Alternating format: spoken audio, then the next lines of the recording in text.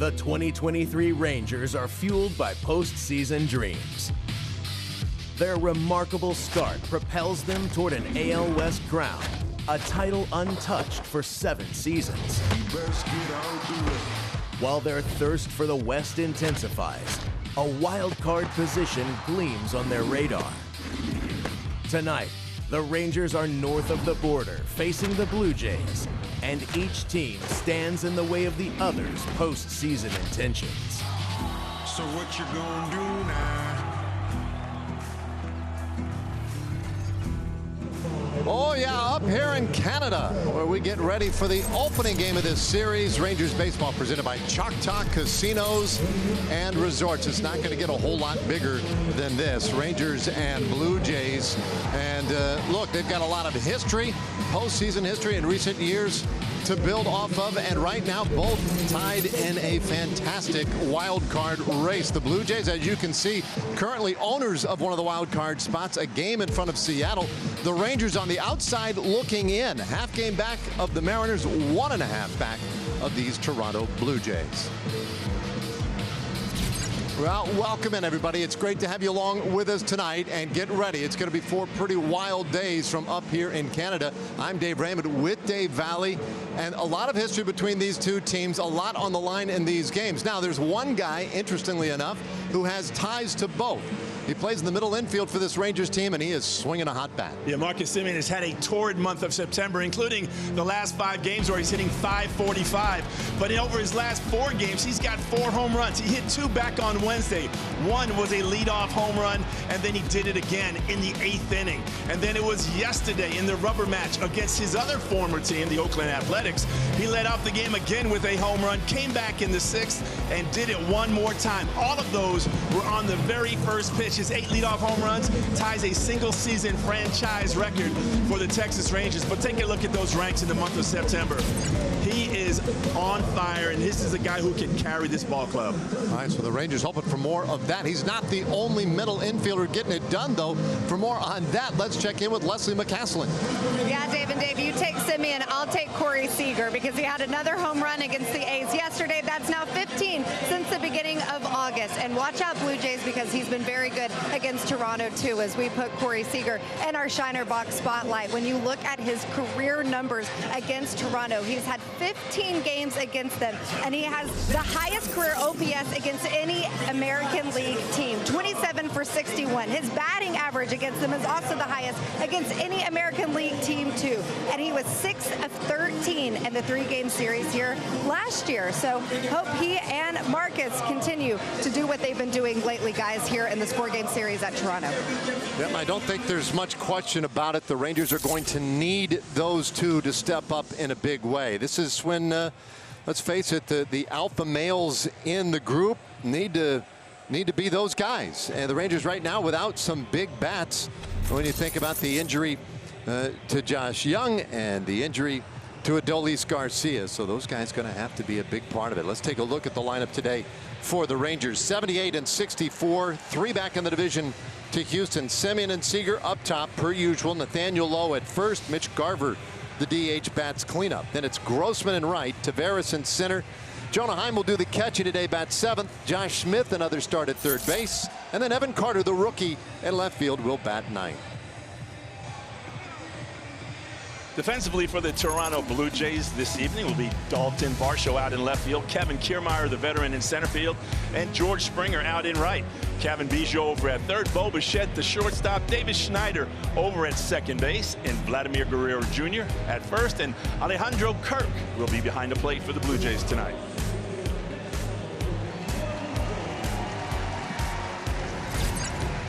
All right, well, John Schneider, manager of these Toronto Blue Jays. He took over on an interim basis and did a fantastic job.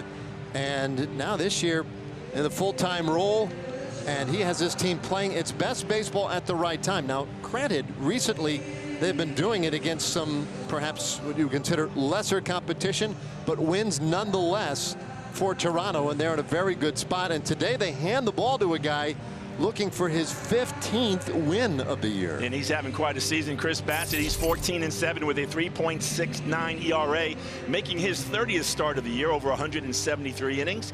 3.69 ERA, 150 strikeouts, 52 walks, and opponents are hitting .234 off the right-hander. All right, another thing. Oh, I'm sorry. No, that's okay. He's got a lot of pitches to talk about here, Dave. Fastball at 92, the curveball at 71, a sweeper, a change, a slider, and a splitter. Now, all of those fastballs are included in this graphic here: the four-seamer, a two-seamer, and a cutter. He likes the two-seamer and he likes the cutter. He's got one of the best two-seam fastballs in baseball.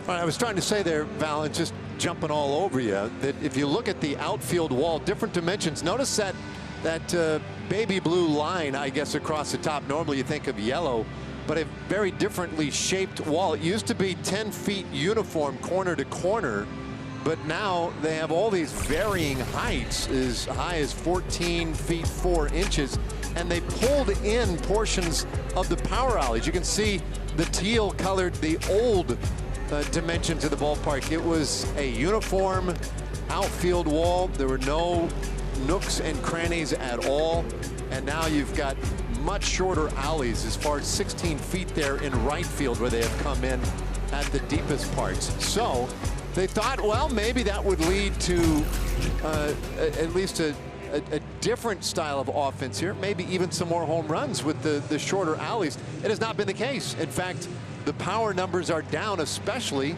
for the Blue Jays. The higher dimensions apparently in the wall, creating some different dynamics that have kept some balls in. So anyway, it's something we'll keep an eye on here tonight. We are ready to go. Hope you are too. And the first pitch from Bassitt, right in there, strike one to begin the night. Marcus Semien, the former Blue Jay, leading it off for the Rangers. As we mentioned, he's in a good way right now, and he wants to keep it that way. Bassitt yanks that one off the corner, 1-1. Those first two pitches were two seamers from Bassitt. He'll try to paint that outside corner, starting the pitch a little bit off the plate, hoping that it will sweep back and catch that outside portion. Semien gets underneath this one down the left field line. That will stay in play, and Varsho gathers it up for the first out of the ball game. He took the big swing, but he just missed the sweet spot of the bat, and now here comes Corey Seager.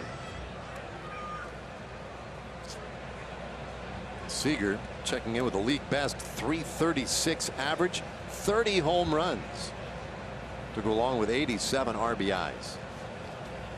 And the pitch from Bassitt will go right off the end of his bat toward third base. Biggio over there throws out Seager, and quickly Chris Bassitt gets his first two men tonight. All right, well, this is a guy who can be pretty tough. 34 years old, Bassitt. His 30th start of the year. He made 30 starts last year with the Mets. That was an important part of their rotation last season. And boy, he runs that one inside, and you see the reaction afterward. He is a guy who can get a little emotional. Now, lately he's been throwing it really well. The .056 ERA in the last two starts, certainly evidence of that. And Lowe takes a big curveball for a strike. Yeah, he has felt very comfortable here in Canada. The opponent's batting average, he's at third best, with opponents hitting only 185 here at Rogers Center. Well, his 1-1 to Lowe, and that's off the plate. Ball two. You hear a little grumble from the fans here, and perhaps it'll be a late arriving crowd. I guess I was anticipating a little bit bigger crowd tonight here in Toronto, given the way their team has played and the situation they're now in. 2-1, and that's a good fastball. 2-2. But I imagine those here tonight will be pretty well into the proceedings. September baseball. And they love that up here in Toronto because they've been good. The 2-2. And that is on the inside corner. Good two-seamer from Bassitt. He strikes out low, and the Rangers go in order in their half of the first inning. So nothing doing early on the offensive side, and now Dane Dunning goes to work. Dane Dunning will look at these Toronto Blue Jays. Let's see, the Blue Jays 80-63, as we mentioned.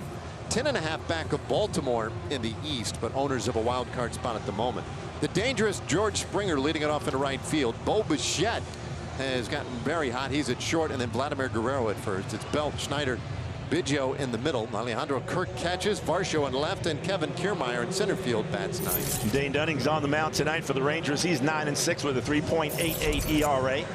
He's got 146 innings pitched, 115 strikeouts, 45 walks, and the opponent's average of 253. He's got that two-seam fastball, the slider, the cutter, the curve. And between him and Bassitt, we will probably see a lot of ground balls. Both of them owning very good two-seam fastballs that create a lot of ground balls. There's one right there. And Corey Seager was waiting on it. Easy play to get Springer. And there's the first out on the bottom of the first inning. Here's another quick look at that arsenal from Dane Dunning. Ran out of time as we started mentioning, but I mentioned the changeup. He also has that curveball and a four-seam fastball that doesn't throw very often, but he'll try to sneak that in there once opponents are starting to look for that two-seamer. Dunning looking to turn some things around over his last 4 appearances. That ERA is at 9.33, giving up 19 runs in 18 innings. Well, Bichette now the hitter, and he takes strike one. So Dunning finding the corners in these first couple of at-bats. John Tumpane, our plate umpire tonight. And this one bounced by the mound. Dunning went with it for the bare hand. Instead, it will be Seager who makes the play, and they get Bichette. Boy, Dunning, I don't think he made contact with it, and that's a good thing. Yeah, sometimes it's just a reactionary play by the pitcher as that ball's coming back to him, but I don't think he gets a hand on this, which is a good thing for sure. You want to let your guys behind you handle those type of plays. And Dane Dunning, his ball a little bit out of his reach. An easy play for Corey Seager at short. I don't know, first pitch to Vladimir Guerrero looked pretty good, but called ball one. Slugging first baseman Guerrero at 267 for the year. Does have the 21 homers. And he's ahead 2-0. But he hasn't been the same Vladimir Guerrero that they've become used to here. He bounces this one foul. 2-1.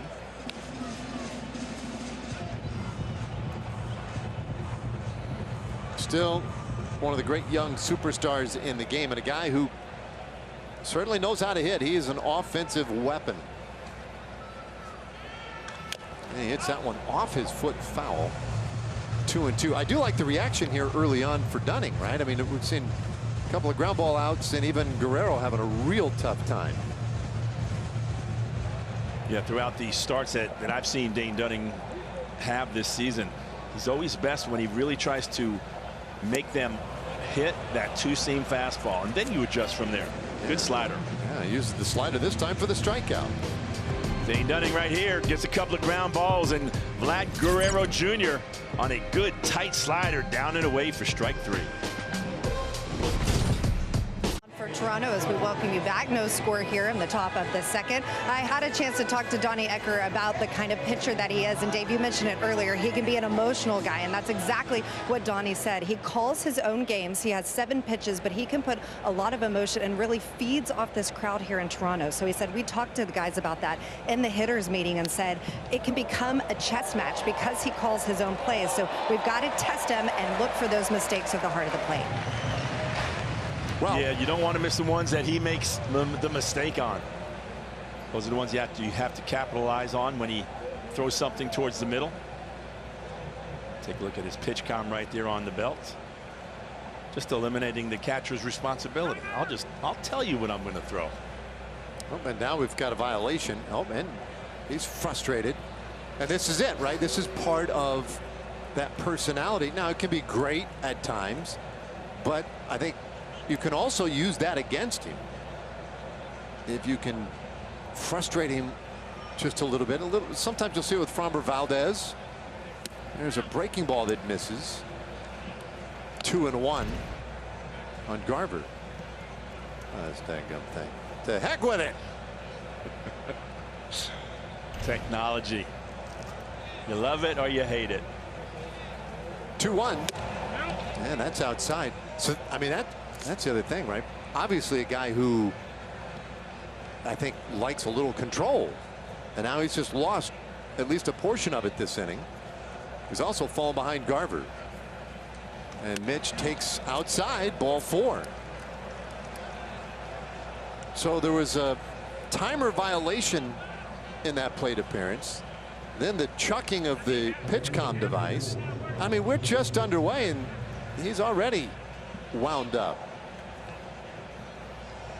Now, this to me, by the way, if you chuck the PitchCom device, should be a ball, you think? Well, you shouldn't get extra time here to get a new one. That 15-second clock should be rolling. That's a very good point, Dave. Or that should be a mound visit or something along those lines. You can't just chuck the equipment off the field and then get a break. I just picked up John Tumpane, and you no doubt did as well. He said it wasn't working. They wanted a new one, as far as he knows. And now a little squibber of a hit out into left field by Grossman. And the Rangers have the first 2 men on. Robbie starting to get some things going over the last 21 games. He's hitting 276. That OPS over 850. And right here gets that little two-seamer. You see how much action that two-seamer carries. Running down and away. This ball's hit right off the end of the bat. The bat breaks, but it breaks a hero with a base hit to left.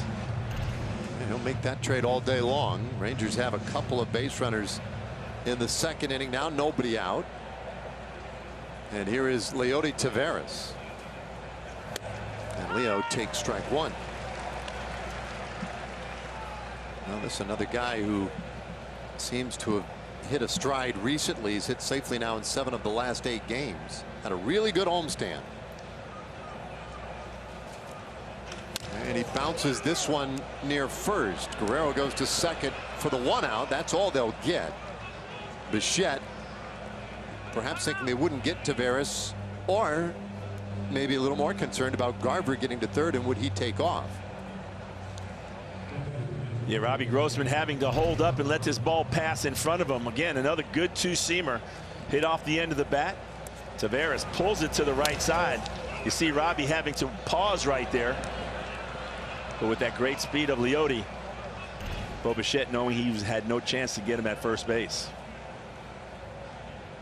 So that's important, because with 1 out, Garver at third, a fly ball would be enough to get him home.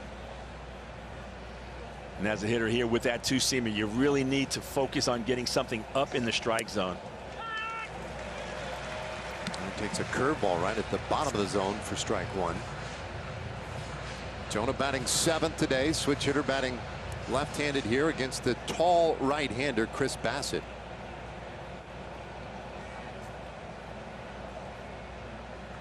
Lately, Heim appears to be back to full health, feeling better. And he ropes that one foul. 0-2.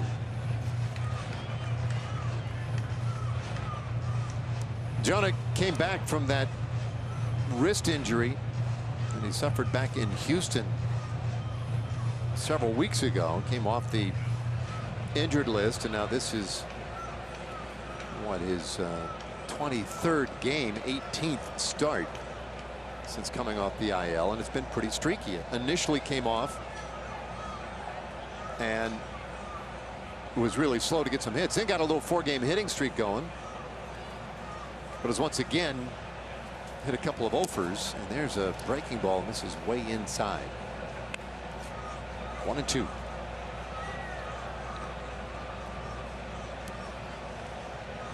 Bassett back to that belt to call his pitch. Garver walks quietly along the third baseline. And that one off the handle, foul. Stays 1-2. Well, no pressure for this Rangers team. They already know what's at stake just in terms of wins and losses this week. But I will say this with Toronto, I think you want to get to the starter. Right, their bullpen has been really good. And so with an opportunity here against Bassett, you really need to take advantage. The 1-2. There's a swing and a miss. Heim strikes out for the second out of the inning. Bassett comes after him. Looks like a little cutter just above the strike zone. Kirk set up very high, and he gets Jonah to chase that pitch right above the letters. So with 2 gone, it'll be in the hands of Josh Smith. Toronto pitchers now with 1,344 strikeouts. That's most in the major leagues with that strikeout to Jonah Heim.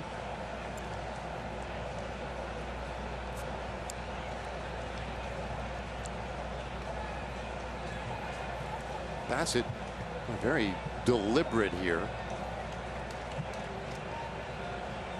You do have that little extra time with runners on base. The clock goes to 20 seconds between pitches. The 1-0 runner goes from first.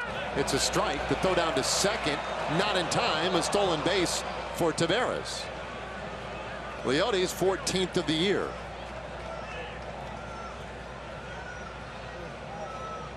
Look like they're taking a quick look at it over in the Blue Jay dugout. But Taveras gets a good jump right here. Good long strides. Looks like that left hand gets in there before Bichette is able to apply the tag on the left forearm. And so the Blue Jays will let it go wisely. Base hit would be huge here. The 1-1. And that's high. Bassett, you can see him asking Tom Payne, oh, was so high then? Is that what that's where that missed? He knows darn good and well where that missed. Making his point. A lot of shaking going on between Bassett and Kirk. That's high as well. 3-1. So one bad pitch away from loading the bases. Now it is the rookie Evan Carter waiting on deck. The guy who's played just 3 major league games in his career. Here's the 3-1. That's a strike. Big slider. Smith has been a hard luck guy lately.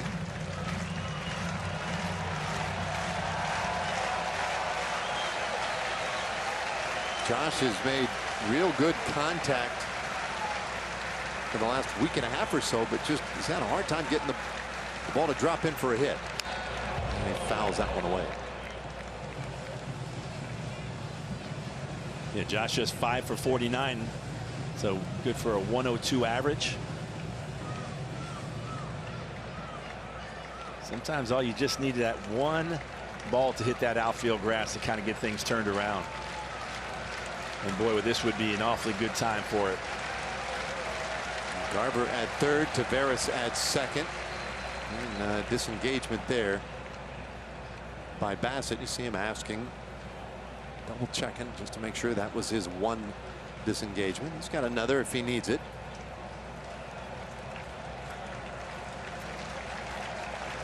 Runners lead the 3-2. And a foul ball. Good job here by Smith to make him work a little bit. Rangers continue to put Josh in the lineup and at third base. He has given good at bats, even though maybe the hits haven't always fallen in for him. At 3 walks on that homestand. And again, I think they go back to look at the kind of contact he was making. Another step up. That's his second. He can't do that anymore. If he does that again, then the Rangers would score a run. Whoa. He didn't come set right there. Okay. He was still trying to call the pitch. All right, now timeout by Smith. Kind of in a little bit of an awkward start and stop and start and stop. Hopefully that will be to the advantage of Josh Smith right here. Oh, now he's going to run That is a disengagement, and that is a run for the Rangers. Garver just baited Bassitt into a terrible mistake, and the Rangers get that first run of the night. You could just tell that Bassitt was just out of sorts. He just wasn't comfortable out there. All the step-offs, the shaking, not knowing which pitch you want to throw.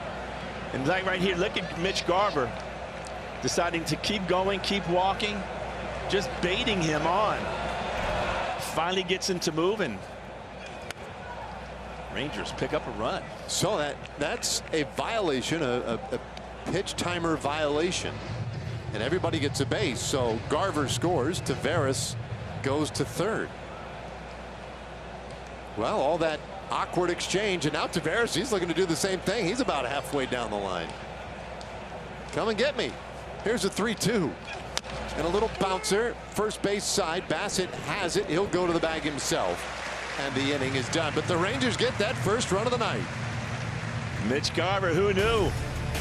Bassitt was so concerned with him over at third base, he decides, I'm going to just try to run him down. But the Texas Rangers pick up an early run right here, working the rules to their. Baseball on Bally Sports is presented by Choctaw Casinos and Resorts.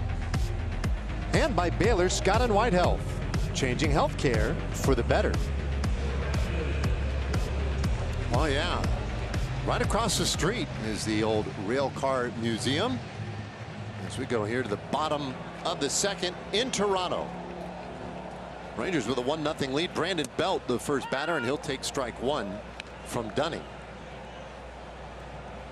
Belt batting cleanup today, the first of what will be 4 lefties in the lineup. And he swings right through that one. It's 0-2.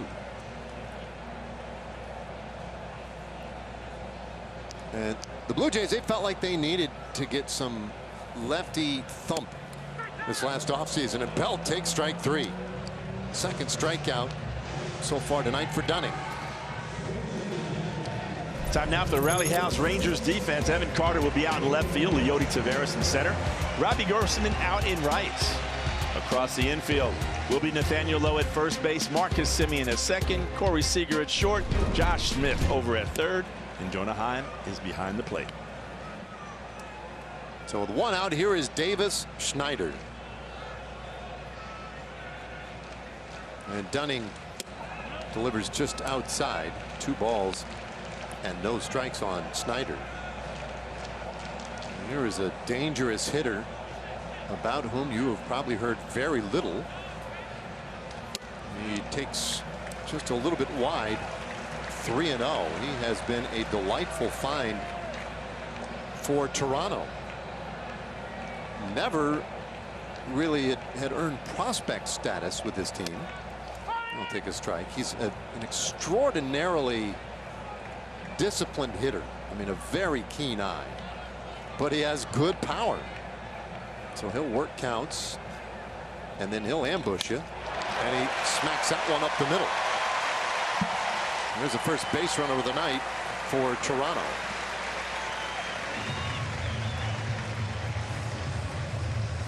Well, how about a message right now from your local Chevrolet dealers? This summer, happiness is a new Chevy. Go farther, tow more, and bring along everyone you love. Find your summer adventure in a new Chevy. Chevrolet. Find new roads. So Schneider just in his 24th game in the big leagues and delivers a hit here tonight. Cavan Biggio will take strike 1. Cavan, another left-handed hitter for Toronto. He's done a much better job this year with a low batting average, still getting on base at .327 average. Tonight playing third base. He's got some interesting splits against left-handed pitchers. He's hitting .289. Against righties, just .212.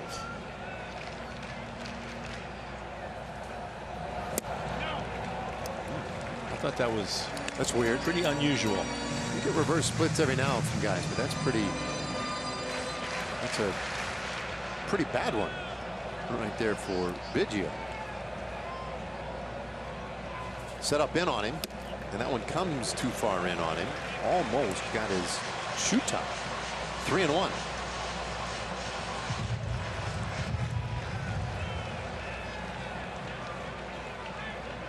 Well, the Rangers got a run in the first on a disengagement violation, if you will, the 3-1. That's low. Biggio walks. And now Toronto answers by getting a couple of men on in the second.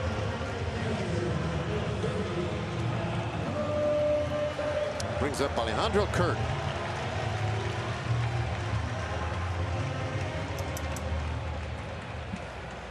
Stocky catcher, .255 average with 6 home runs. He's a tough out. And he bounces it to third. That one gets through, base hit. Schneider around third. He'll score. RBI single by Kirk. And the game tied at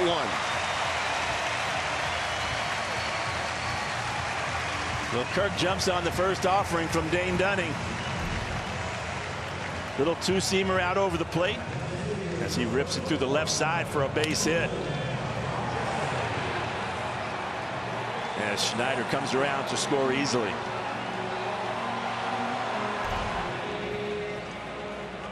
Kirk didn't even give us time to mention that he was a good candidate there to end the inning with a ground ball.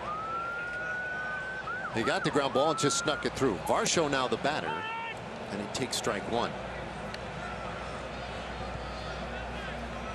Varsho with a .220 average, but 16 home runs.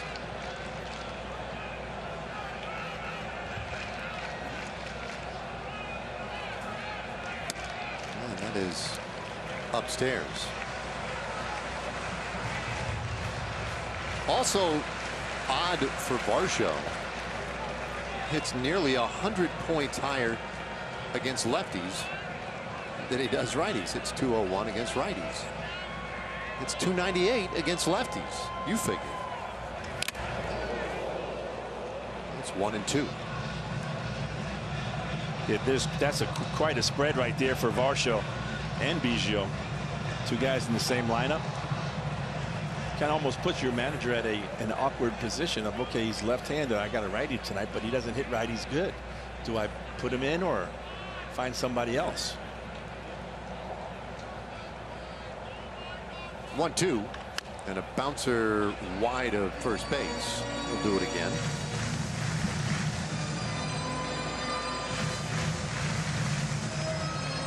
So Toronto has tied the game.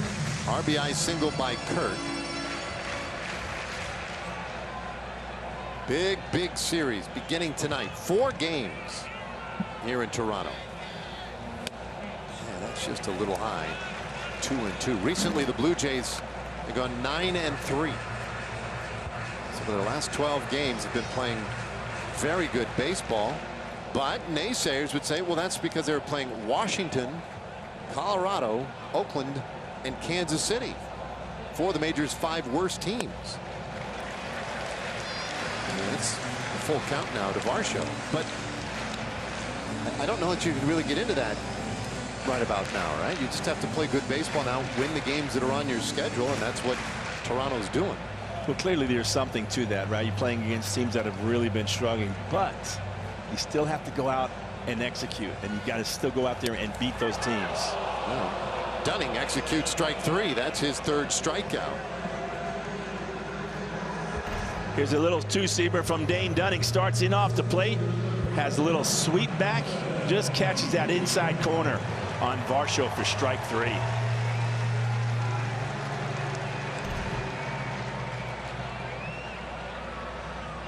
Now we'll deal with the 9th place hitter, another lefty, Kevin Kiermaier.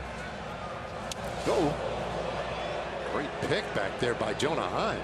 How did he get that ball? This one looks like it's almost destined to get the leg of Kiermaier. Little curveball he hangs on to just a little bit too long. Kiermaier gets out of the way, and Jonah makes a great play on the backhand. Sometimes you just have to be a goalie back there. Not just a catcher, but a goalie. 2-0. That's a big-time play for Jonah. A run across already. 2 men out there for Toronto.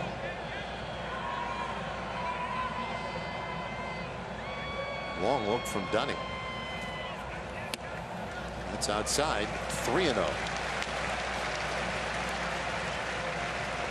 He does not want to lose Kiermaier and have to deal with George Springer, the leadoff hitter, with men all over the bases. He is a dangerous hitter, and Springer just has a nose for these kind of spots.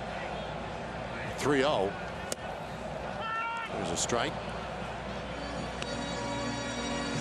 Kiermaier, historically more of a glove first outfielder. He is a terrific defensive center fielder.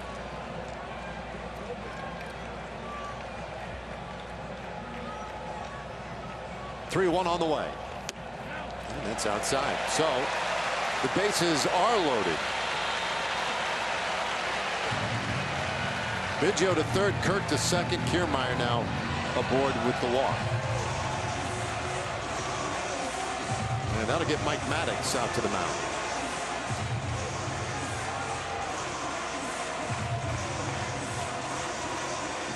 They were just seeing a little bit of inconsistency from the release point of Dane Dunning. Unable to find that one slot for at least one of his pitches to be able to say, this is my go-to when I need to throw a strike.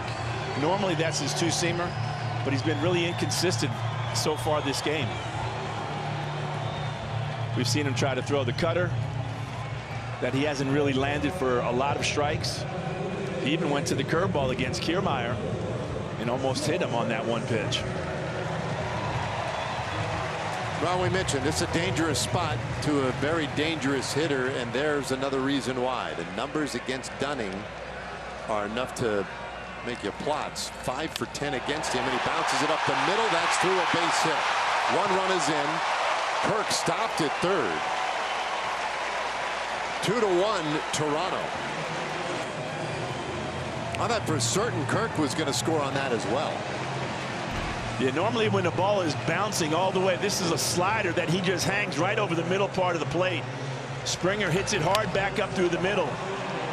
But normally when you see a ball roll like that, 9 times out of 10, you're going to see that guy score pretty easily, because that ball starts slowing down by the time it gets to the outfielder.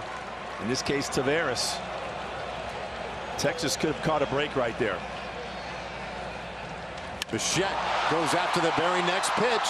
High fly to center, and Taveras will take care of it to end the inning. Well, we will see. Maybe they did catch a break. 2-run score. We'll head to the third in a 1-run game. 1 our score here on the Toronto Harbor opening game of this series. By the way, when the Rangers come back home Friday, September 22nd, Rangers and Mariners, first 15,000 fans 18 and up are going to get a pack of City Connect themed baseball cards. You get your tickets at Rangers.com. All right.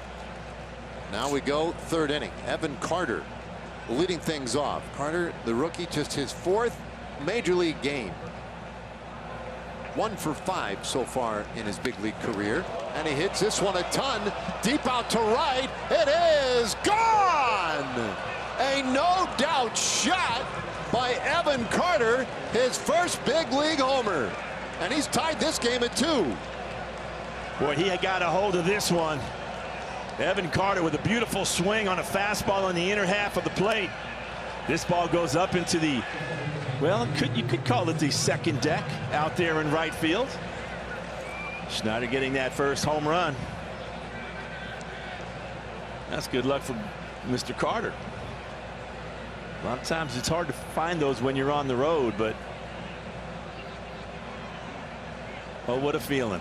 Yeah, he'll have that souvenir now as the pitch from Bassett runs inside on Marcus Semien. So that's a quick answer for the Rangers. The rookie delivers in a big way. 1-0 now to Semien, and he'll take low.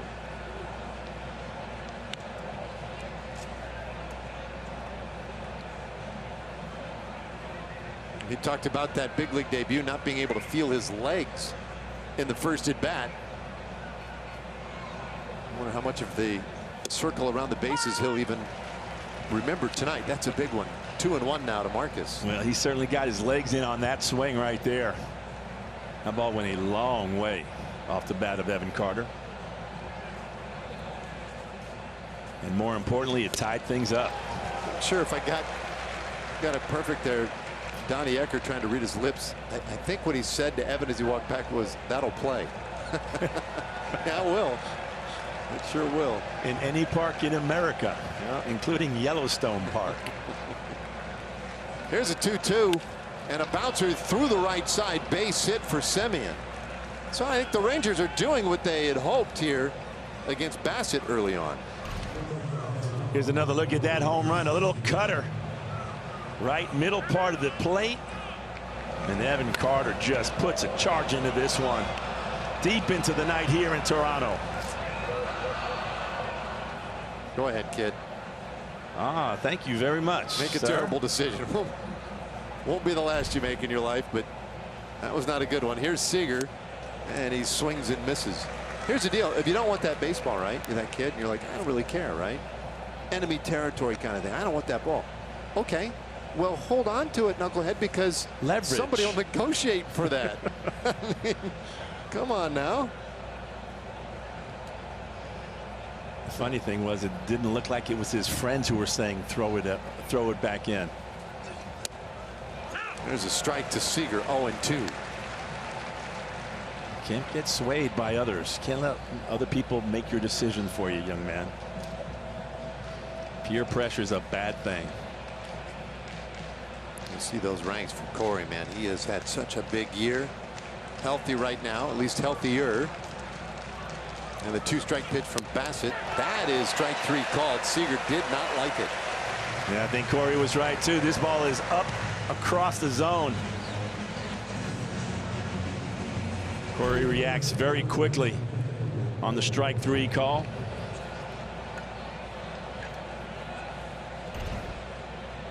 So 1 gone, and here is Lowe. Nathaniel struck out looking in the first inning, and he takes downstairs ball 1. And a 2-for-3 day yesterday. He was also hit by a pitch, which was a good finish to an otherwise somewhat frustrating homestand for Nathaniel.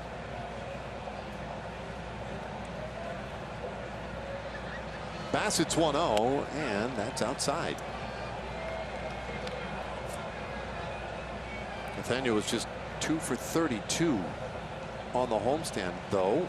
Once again, always worth pointing out, he was walking a lot. 7 walks on the 9-game homestand. 3-0, and so here he is again in a good spot. Count leverage against Bassett. I've got to believe he's got the green light right here. Looking for something up, out over the plate, something that he can drive. 3-0 pitch, and he'll take outside. So Semien goes to second on the low walk. Rangers have a couple of base runners now. How about a look at our TXU power stats tonight? American League hits leader since the start of last year. This is the top 5 in the junior circuit. 4 of them in the game today. Lowe and Semien for the Rangers, Bichette and Guerrero for the Blue Jays. And of course, just a cordial invite to Stephen Kwan to join the party tonight. That's a pretty impressive list right there. We have a couple of really good offensive clubs going at it tonight. Strike 1 to Garver, who walked and scored a run in the second inning. One of the more entertaining and fun runs we've seen the Rangers score this year. How about Mitch Garver since September 1st at OPS over 1,300. 0-2 the count on Mitch.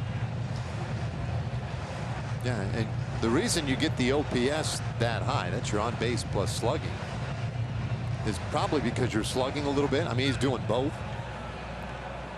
And oftentimes, you could do that with a lot of doubles or triples, but he's doing it with home runs and lots of them.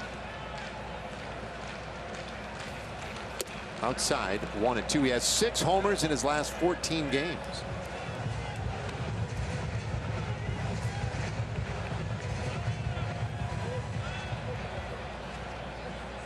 Evan Carter homered earlier in the inning. Semien with a hit, Lowe with a walk.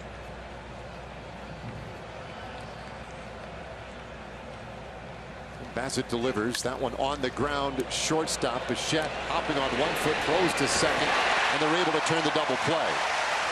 A 6-4-3, pretty well done, but the Rangers tie it up. There he is, Evan Carter with his first major league home run. A long shot into the night here in Toronto to tie things up. Rangers dugout. I think this is interesting, though. Will Venables brought it up to the MLB Authenticator and said, hey, can you authenticate this? They won't do it if it's in the stands because they can't be 100% sure that it's the same ball. So Evan will keep it, but it won't have anything on it. Of course, how did they get around that? Marked balls when they're ready for milestones or Aaron Judge's home run so that they know that that's the same ball, guys. Well, they could have watched the videotape as well. Another way to do it? That would have settled it. Now, I'll tell you one thing. He got the right one, though. Yeah, Evan Carter will not care if it has that sticker on it or not. The sticker just kind of gets in the way anyway. Let's be honest. Cheapens it. For him. Congratulations, young man. Many more to come. Oh, Guerrero with a huge whiff to start the third inning. That's a fun strikeout right there. And he gets him right here again on that little slider. Nice and tight. Guerrero out in front as he whiffs for strike 3. Now Belt, he struck out looking in the second inning. 0 for 1, so 4 strikeouts so far for Dunning. And that's a beauty. 1-1. Dunning has a little look about him tonight. He's kind of in command a little more than we've seen lately. And there's a swing and a miss.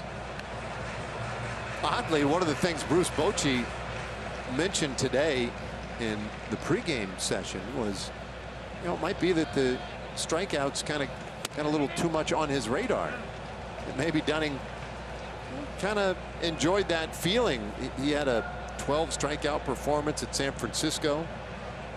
He's had a couple this year where he's put up big numbers. Well, he strikes out Belt. That's 5 strikeouts. Yeah, he's thrown 2 fastballs at 91 miles an hour right down the middle past Brandon Belt, including this last one. Look at the location on that. Normally that's a pitch that most big league hitters make you pay, but Belt just does not look like he's seen the ball off of Dane Dunning very well tonight. So now Schneider, who had the base hit in the second inning.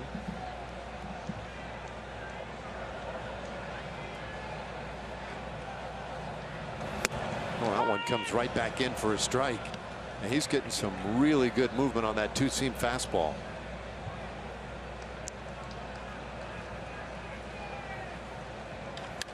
This one lifted high in the air to right field. That's not going to carry.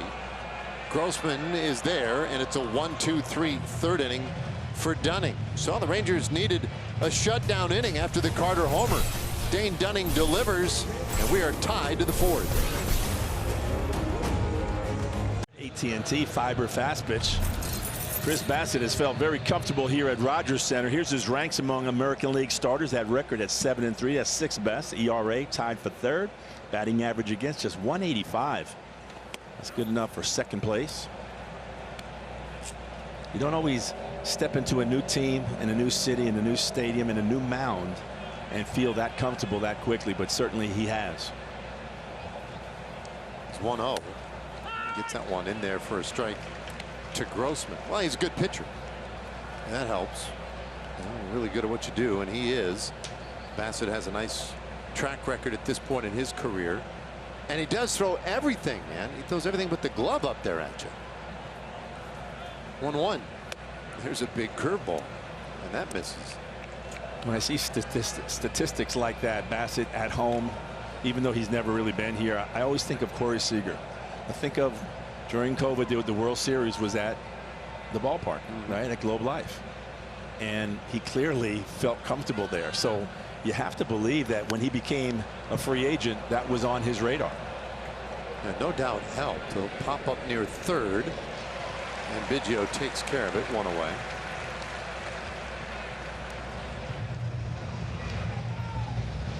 bring up Leody Taveras. Bassitt, he's kind of had this the same role the last couple of years. This year, Toronto brought him in to be the #3 starter behind Kevin Gausman and Alek Manoah. Manoah has since been injured, and Kikuchi, has kind of taken over the role of one of the leaders in this rotation, and so he's still sort of the stabilizing rock in the middle of this rotation. There's a strike to Taveras, and that was the job last year when Bassitt was signed by New York. The Mets wanted him to be the stabilizing #3 starter behind Scherzer and Jacob deGrom, and he was. Fouled away by Leody, 1-2. But last year, when things got to the big stage for Bassitt, suddenly that's when he was at his worst. He lost the series finale to Atlanta. That cost the Mets the division and basically forced them into the wild card position. And then the last game of the year, it was the wild card against San Diego. He lost that game. So the bigger the stage, it seemed like the tougher things got for Bassitt, even though he'd been really solid all year long for him. The 1-2, and this one's ripped into right field. That's a base hit, and Taveras is on.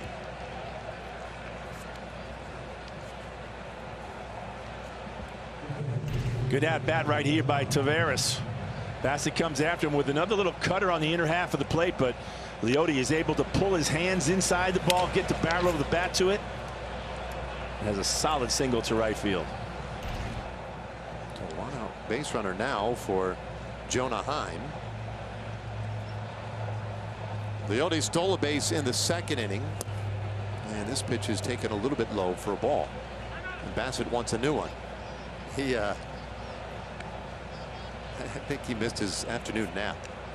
Seems a little fussy today. I laugh because I babysat 2 grandchildren this weekend, so I get it. I absolutely get it. This one on the ground to first base. Good pick by Guerrero. They get the 1-out on to first. Double play. And another really well-turned double play by the Blue Jays. They played some pretty good defense.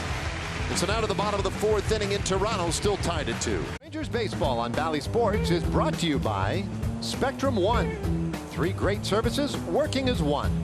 Visit Spectrum.com for details.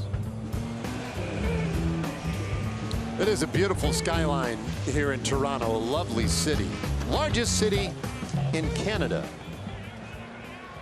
And that's where we are tonight for the first game of this 4-game series. Dane Dunning runs the 2-seamer right in there for strike 1 to Cavan Biggio, who walked in the second inning. Things look pretty sharp, and that'll even things at 1-1. A perfect first, a perfect third tonight for Dunning. He has 5 strikeouts and falls behind here 2-1.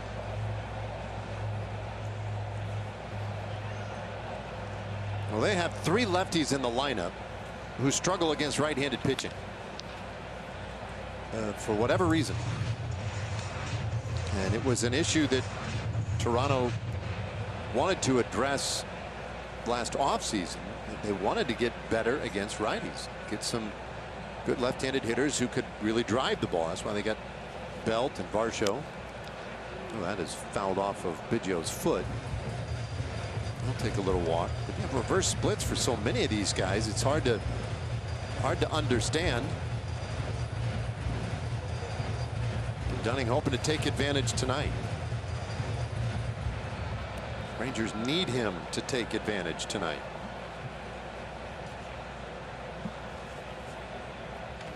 This one on the ground, right back to Dane.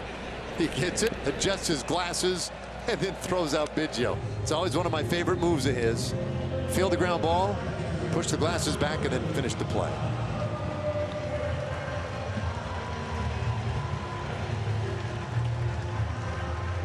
We'll bring up Alejandro Kirk.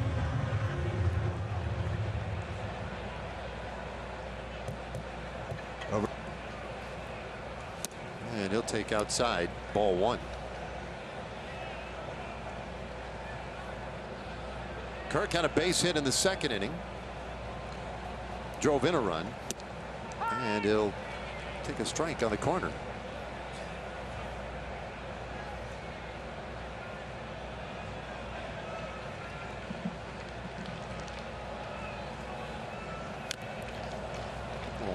Tapper foul. Yeah, one of the things I just noticed from Jonah, if you take a look at his reaction after this ball right here, watch what Jonah does. It's a sign between him. He's like, hey, come towards me. So I think one of the things that when Dane loses that release point, he's falling more towards the first base side, and he's not going through the ball. And actually, like what Jonah was talking about, have your momentum go towards home plate. Sometimes he can follow off a little bit too quickly. Oh, that's interesting because that's been the big difference this year for Dunning all year. 1-2. That's outside, right? When we talked to Dane earlier this season, you know, he was just killing it in the bullpen, then slotted into the rotation and was on fire. That strike 3 called. Catches the corner on Kirk. 2 away. This is about as unhittable of a pitch as that you will see. Little two-seam fastball. He starts it off the plate. Look how that body is coming towards home plate, and a good finish. He finishes balanced, and he just paints that outside corner. That ball has a little sweep back to it, and Jonah frames it perfectly for strike 3. Varsho now takes strike 1. Dane, we asked him, like, well, what's the difference, man? You throw the same pitches, etc. You don't necessarily throw any harder. He said it's all about extension, getting down the hill. He had the hip surgery in the offseason, and the length of his stride to the plate went from mid last year, he was pretty average last year, to elite this year. He gets great extension. 0-2. And a bouncer down to first. Lowe will go to the bag, and that's another perfect inning. That's 7 in a row retired by Dunning. Nicely done. 5th inning coming up, still tied 2-2. Welcome to the 5th inning, presented by Audi. We are in Toronto for the first of 4 Rangers and Blue Jays inside Rogers Center. Roof open tonight. It is a really glorious evening way up north here. And so far, a 2-2 game. Josh Smith will take just a little bit inside, ball 1. Smith grounded out in the second inning. A comebacker to Bassett. And that's outside, 2-0. Well, if you just go off body language, Bassett speaks volumes.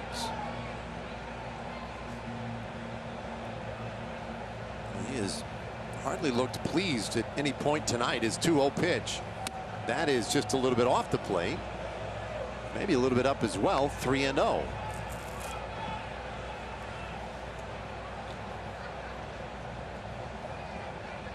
Rangers got to him earlier this year. He couldn't make it out of the 4th inning of his start back at Globe Life Field. And that's ball 4. So a leadoff walk in the 5th inning. Time now for our T-Mobile coverage cam. Evan Carter back in the 3rd inning. Jumps on this offering from Bassett and hits his first major league home run. One of many to come. Congratulations, young man. And the best part is he got the ball too. He takes a strike here from Bassett. We'll see if the veteran right-hander treats him any differently now. It's not taken Evan Carter long to get a lot of these firsts out of the way. Flips that foul. It's 0-2. His big league debut on Friday against Oakland. He got his first major league hit right out of the game. Got his first outfield assist, I want to say, in the 2nd inning of that game. Got his first stolen base in that game. And yesterday, in just his 2nd start, he got his first RBI on a sacrifice fly late in the game. So now we had the home run. It's good to get the zeros off the board, you know. 2-strike pitch, and that is outside. Ball 1. He had a lot of family on hand for that debut on Friday. Told me the next day that I was concerned that he'd be all excited and up all night, that sort of thing. He says, I went home and collapsed. He needed rest. 1-2, and he holds off. 2 balls and 2 strikes. Well, just think of all the adrenaline that was flowing through his body for his first major league game, first appearance. Everything is brand new. And then when you can finally turn the switch off, your body just crashes.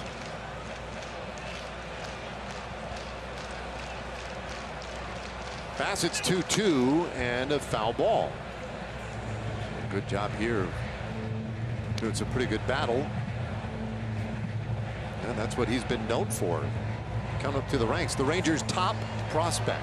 2nd round pick in 2020. Came out of tiny Elizabethtown, Tennessee. 2-2 pitch inside. And it's a full count. Married his middle school sweetheart. He's just a young kid, 21 years old, and at Double-A this year, after games at home, he would invite the ball club with the guys over, and his wife Kaylin, she would cook dinner for everybody. 3-2 pitch, and this one lined up the middle. That's a base hit. Smith got a good start. He's to third. They'll stop him. A single by Carter, and the Rangers have him on the corners, nobody out. Now this was a big league at bat by Evan Carter, fouling off some really tough pitches from Bassett after falling behind 0-2.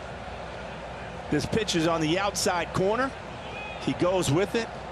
I'll tell you what, we saw Donnie Eckert say, hey, that plays, this right here, this plays all day long, all year long, and all career long. You keep that approach right there, you're going to be very successful in this league. That's his 3rd big league hit, and now Bassett getting a visit. It's a short one. You see the Rangers have made him work a little bit. This will be his 70th pitch of the night. Has not recorded an out yet in this 5th inning. Smith at 3rd, Carter great speed at 1st, and the dangerous Marcus Semien coming up. Marcus's last 4 home runs have come on the very first pitch. 2 yesterday, 2 on Wednesday. Little bouncer toward 3rd, and the tag out at 3rd base. For some reason, Smith was coming back into the out, and that results in a double play. 5 unassisted to 3. Well, this just cannot happen right here. Josh Smith finding himself a little bit too far off. Now, if he's told, hey, on contact you're going, then he should have gone. But he doesn't, and instead decides he wants to come back towards 3rd base and runs right into the tag by Cavan Biggio, allowing him to get the double play. Yeah, I would say if you're coming back and you see the ball there with Biggio, maybe try and get in a rundown or something. But he lost his balance too. That obviously created the larger issue. So Carter's at 2nd, but 2 away. And Seager swings over the top of a split-fingered fastball. Strike 1. Well, that's a play worth remembering. Hopefully it will be one that we quickly forget due to an offensive explosion or something. But boy, that's a big one. Bassett checks in with Carter at 2nd, but Evan able to get back in there. So we're not sure exactly what Tony Beasley had on right there, or Bruce Bochy. Are you going on contact? If you are, then he should have went home. If you're waiting for that ball to go through the infield, then you automatically go back. Kevin Carter getting in under the tag right there, because there's nowhere for you to go. If you're waiting for the ground ball to get through the infield, you can walk home. No need to take that extra step on contact. But Tony's just the messenger, telling them, the runners, what they need to be doing.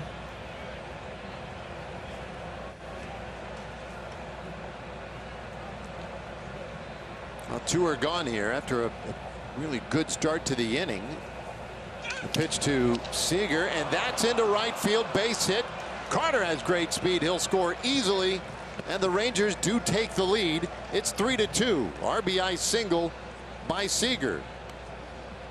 Corey Seager just continues to get the job done here in his 100th game this season. This ball comes in a little bit on his hands. It sounds like that bat was broken, but he's so strong. He's still able to fight it off through the infield and drive in Evan Carter from second base as the Texas Rangers take the lead 3-2. So low now, and he'll take off the plate. Ball 1. So despite the big play that Toronto got in the inning, Bassitt still allows a run to score. And now this will be his 75th pitch of the night. Oh, he gets a corner call. 1-1.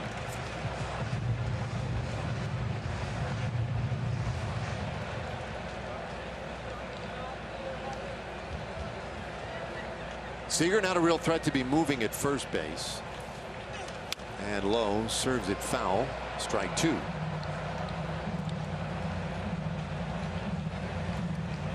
Rangers with single tallies in the 2nd, 3rd, and now 5th innings tonight.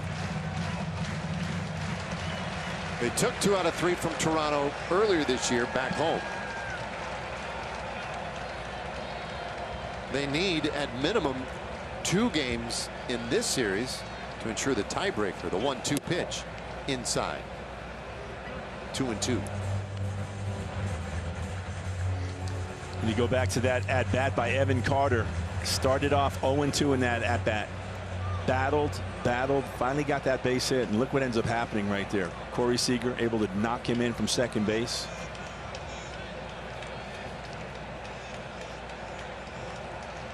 Pitch to Lowe, and that's outside.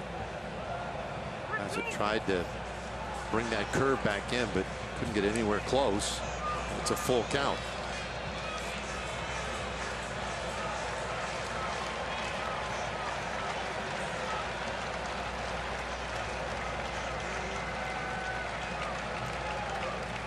Well, a strikeout and a walk so far, and he lifts this one foul back out of play.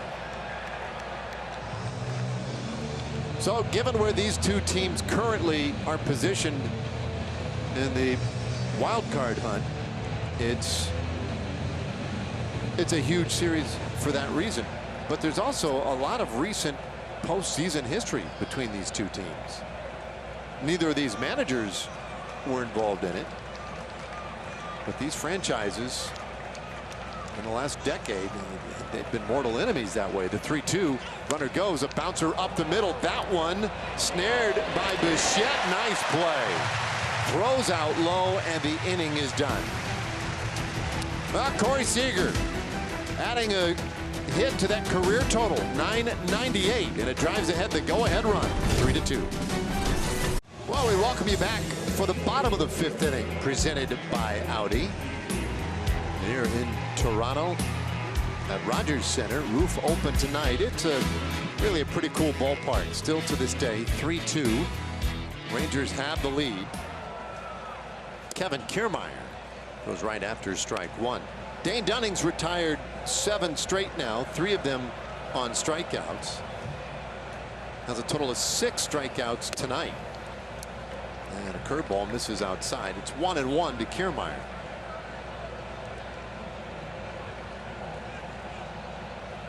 Kiermaier had a walk in the 2nd inning, and he hits this one out to the alley in left field. That gets down and bangs up against the wall. He's got good speed, but he'll stop at second with a leadoff double. We're coming into today's game. Kiermaier over the last 10 games came in hitting .344. He puts a good swing on this 2-seamer on the outer half and just drives it into that gap in left center field. One hops the outfield wall and has an easy stand-up double. Or 2 hops. Yeah. Couple hops. He's out there in scoring position for Springer, and there's a swing and a miss. Dunning has handled Springer so far. ground out and a single. Yeah, and that's that little note at the bottom of the screen, I guess, is what motivated my comment there, because Springer has been trouble over the years. 0-2. Those are just 2 bad swings against the slider from Dane Dunning. He got him to chase on the first pitch, and this one is even worse. Springer just kind of waves at the slider. So you do it again? Yeah, until he makes an adjustment. Got a piece of that. You got 3 in a row right there. Maybe you run a 2-seamer in off the plate, see if he chases it. If you're Springer, aren't you kind of expecting that though? But I don't want it on the plate. I want it in off the plate. Too good. That was too much of the plate, and it's a base hit into left field. They are going to wave Kiermaier. Here comes a throw. The tag. They got him! A huge out at home plate on a beautiful throw from Carter. He picks up his 2nd career outfield assist, and he saves a massive run from scoring in the 5th inning. Looks like the Blue Jays are going to challenge. Ball hit hard off the bat of George Springer into straight towards Evan Carter out there in left field. Here's Mike Malinsky, our third base umpire and crew chief. And I think they're, what do we got going here? Snyder came back out to talk to him. Toronto was challenging the alcohol home plate. Okay. So they're going to challenge this one, and we'll get a couple of clean looks at it and see what we can see.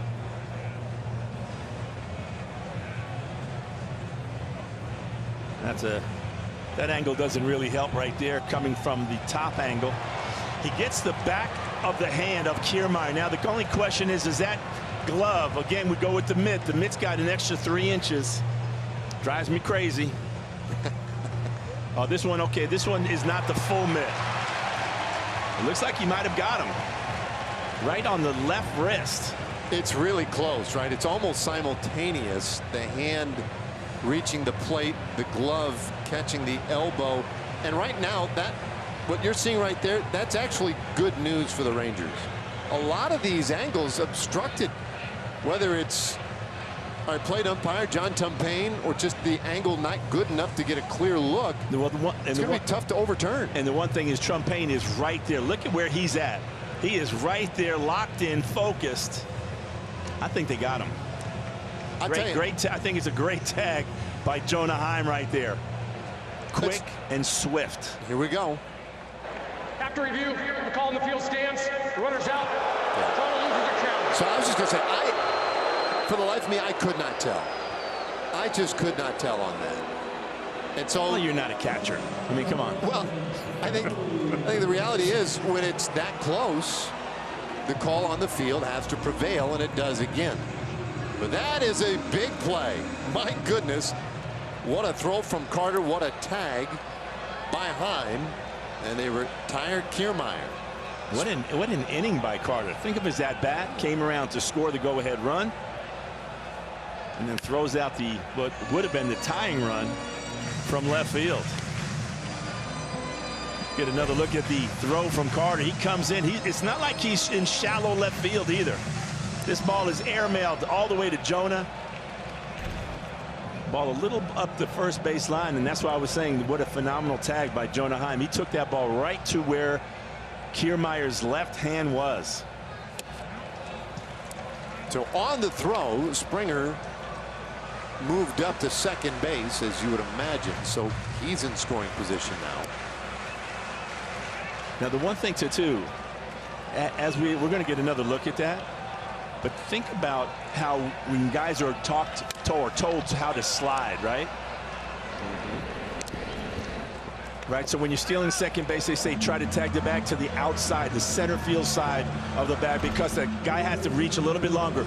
Look where Kiermaier goes. He goes on the inside of home plate, not the outside. See right there? Now, if he goes towards the point, it makes Jonah have to go another 3 to 4 inches for the tag, which probably ends up making him safe. Yep. Yeah, that is interesting. It was an interesting choice, as now the breaking ball from Dunning is low to Guerrero. 2 away. Springer still at second. Now, I could see when you're coming around third, looking at the plate, taking a diving, that front corner is closer to you, right, as the base runner. But that back point that you're talking about, that's the furthest point from the catcher, which is the bigger issue. That's a game of inches, Val. It really is. You know, you don't think of it until you have such close plays.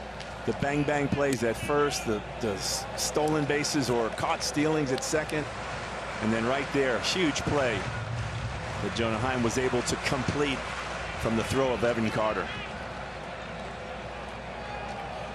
You got to do the little things well if you want to win. Long hold and the 2-1 from Dunning. A weak roller foul. That'll square things up on Guerrero, who has struck out both times in tonight.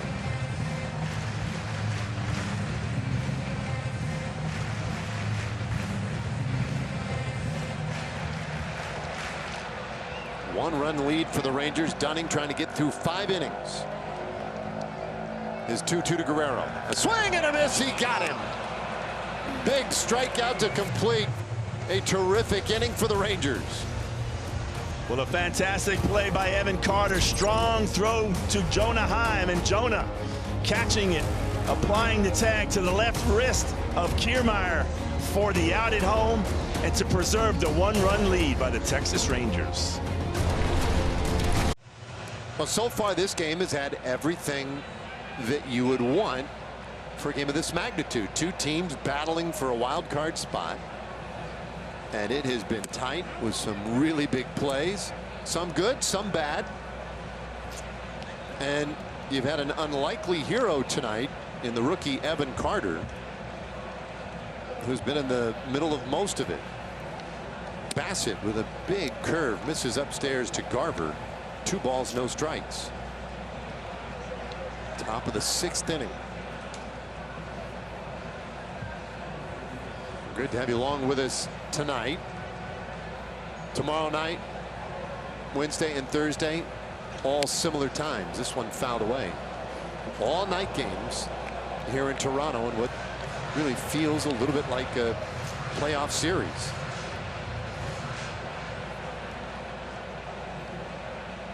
The Rangers' last postseason appearance came in Toronto. Fouled back our direction. Rangers lost the division series to Toronto in 2015 very dramatically, and then again in 2016. That was the last time they were in the postseason. The Blue Jays, meanwhile, the only post-series wins they've had in the last 3 decades were those postseason series. This one lifted down the first baseline and twisting foul, but Guerrero gets to it. 1 away. You and I were talking about this series and just having the expectation of a playoff feel. 2 teams that are battling all the way through the end of the month of September. I mean, this is what you live for. Like, if you're a baseball player on a major league team, your desire is, number one, get there, right? Establish yourself, but you want to be in a pennant race. You want to feel what it's like to wake up every morning and you have this anxious, can't wait to get to the office feeling, because you know how long you've waited to be able to get into this situation. And for a lot of the players who have never been in a pennant race, this is a first-time thing, and they're all kind of feeling it together. That excitement, that camaraderie, there's nothing quite like it. I mean, it's such a long season, as we're learning here recently. You know, 142 games into the year at this point. There's a strike, 2-1, and the margin between these teams, you think about it, all the travel, all the games. The Rangers are a half game out of a wild card. It's just so tight. And there's a strike, 2-2 to Grossman. In those 142 games, they don't even matter. Like, it's like water down the river. There's 20 games left. 20. What are you going to do with those 20 games? How are you going to respond How are you going to play? Where's that mental toughness going to come? After you've struggled, you've gone through some adversity over this past month. How will you respond? 3-2. Everybody's dealt with injury in the league, and each team has to deal with theirs. Rangers have a lot of home runs, a lot of RBIs currently on the injured list, and guys like Josh Young and Adolis Garcia, but that does not make them totally unique. Matt Chapman's on the injured list for Toronto. There's a swing and a soft liner out over second into right field. Grossman has his second hit of the game. Talking about turning some big at bats. I was just going to say, talk about how you respond, right? Robbie Grossman, the veteran, has been getting in there on a pretty consistent basis and has been responding. That OPS coming today over the last 3 weeks is well over 850. 7th Rangers hit of the night. Taveras, the batter now, he's had one of them. And he hits this high in the air down the left side. That one will end up in the stands. Strike one on Leote.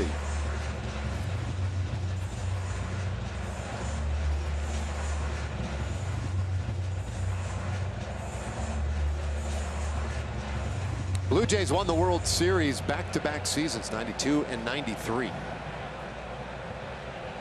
Since then, 30 years ago, the only playoff wins they have are against the Rangers. 2015 and 2016 division series runs. A couple other appearances in recent years where they were knocked out quickly in 2020 in the wild card.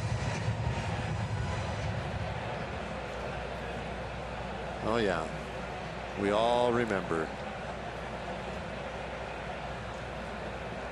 The punch.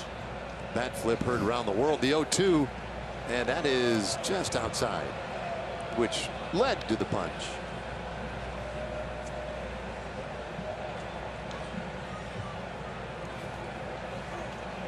Rangers up by a run here tonight against a guy, Chris Bassett, 14 wins this year, trying to become the first 15-game winner in the American League. And this one on the ground up the middle. That's a base hit. Grossman heading to third. Here comes a throw behind him, not in time. A single by Taveras, and the Rangers once again have been on the corners. And this is where execution comes in so much. With the runner on third, Leote Taveras smashes this one right back up the middle. Looks like Bassett pulls his glove back, thinking that his second baseman was right there. This ball gets through, and Grossman picks up Tony Beasley. He's saying, come on down. But just do it in a hurry. Don't dally. So Robbie, he'll try to be a distraction down there at third base, maybe in a similar vein to the way Mitch Garver did in the second. And the first pitch in there, a breaking ball, strike one to Jonah. Jonah not happy. Didn't much appreciate it.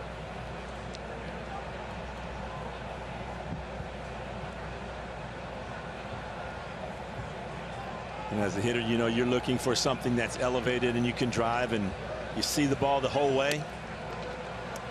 And then you have a pitch called on you that you're pretty certain was not a strike.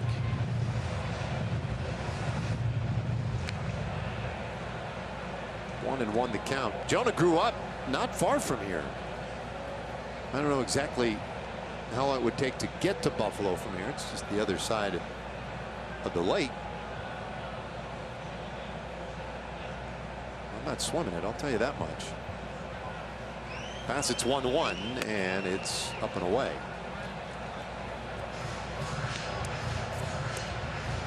And Bassett now closing in on 100 pitches tonight. He's been there and then some multiple times this year. Grossman at third base. And that's turned foul, 2-2.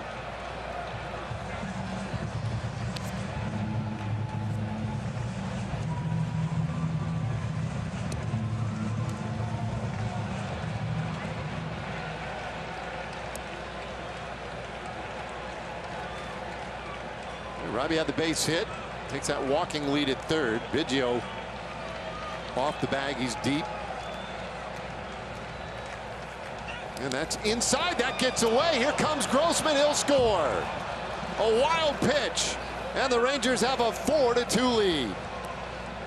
Well, that's the second run the Rangers have gotten here tonight on a play that you're really not expecting.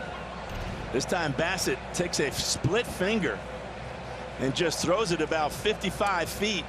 Kirk unable to keep that ball in front of him as Robbie Grossman comes in to score. Rangers now leading by 2. Remember, Bassitt a couple of innings ago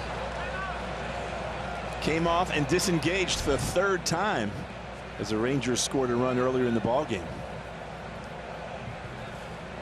Jonah Heim rips that over first. That's a fair ball and heading down into the corner. Here comes Taveras. He'll score. Into second base. He's in there. A double for Jonah Heim. 5-2 Rangers on top. Great hustle by Jonah. Awfully close play at second base. Taveras coming around to score easily on the double down the right field line by Jonah Heim. Well, that will be it tonight for Chris Bassitt. 3 straight hits, capped by that Jonah Heim double. The Rangers have the 5-2 lead, and here comes Chad Green. Comfortable lead over the Toronto Blue Jays by a score of 5-2. It's time now for your All-State Mayhem moment. Jonah Heim ripping this double down the right field line, pulling his hands in, getting the barrel of the bat to the baseball. And this ball sending it down the right field line. Jonah hustling right here. Strong throw from Springer right on the money. But Jonah gets that left foot in there. Double and an RBI.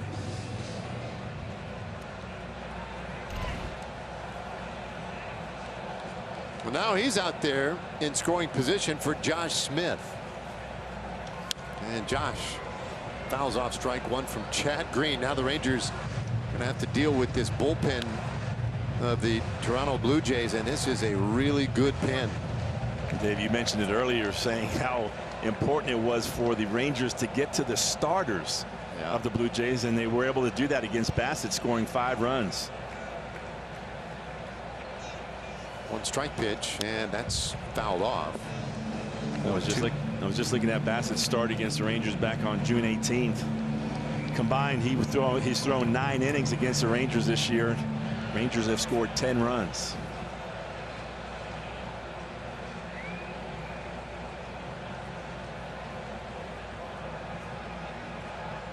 Green's 2-strike offering. It's a little bit up. Green was just activated off the injured list at the start of the month, September 1st, after his long recovery from Tommy John surgery. He did make a number of rehab appearances to get to that point. And this one is in the air, left field. Varsho takes care of it. And that is the 2nd out of the inning. We have time now to hear from Choctaw Casinos and Resorts. Fun, games, relaxation, or excitement. We've got all your bases covered at Choctaw Casinos and Resorts. Here's Evan Carter. What a night he's having. 2 for 2. And he takes inside ball 1. An outfield assist on a very big play at the plate. His first big league homer in the 3rd. The 5th inning, singled and eventually scored. It's turned foul. 1-1. Did have a funny sound, but his bat appears to be okay.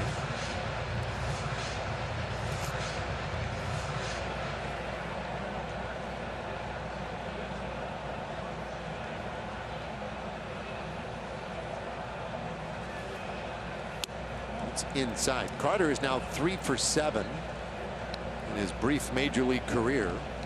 This is just the 4th game that he's been able to be a participant. His 3rd start. That's 2-2.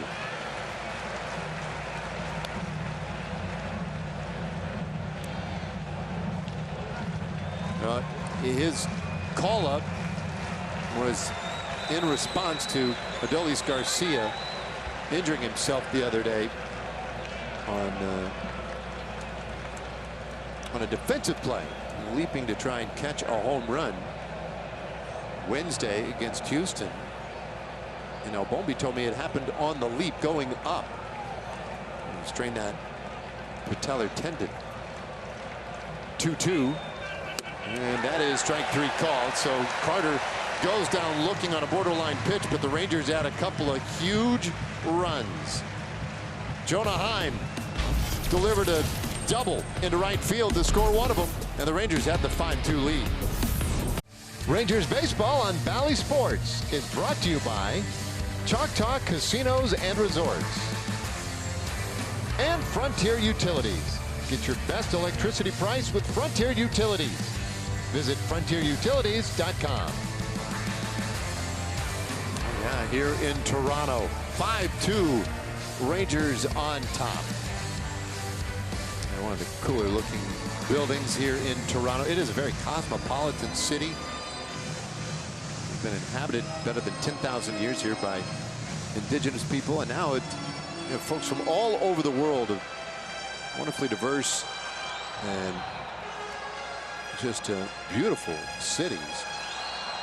And it looks even better when you're sitting on top of a 5-2 lead. Dane Dunning is ready to go here, and looks like there's some delay. I think we've got a pinch hitter. So it took a little while to make that announcement, and now that they've done that, they'll get the 30-second clock reset, I presume. I don't see any clocks on, which I always find just a little bit disconcerting or disingenuous anyway. So Horwitz will be the hitter here. Spencer Horwitz, the only left-handed bat they had on the bench.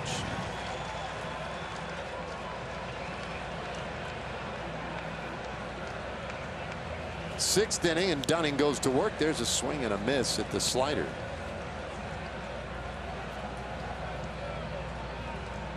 Brandon Belt, who had been in this spot, struggled tonight. 0 for 2 with a couple of strikeouts. And quickly the count 0-2 on Horwitz. The lefties that they've tried to take advantage of here against the right-handed throwing Dunning, it really has not worked out that great. Kiermaier did have the double in the 5th inning. That's pretty much it. Little tapper foul. Belt didn't look comfortable in his at-bats. Varsho 0 for 2. Kiermaier and Biggio both walked. 0-2 pitch, and that's fouled back.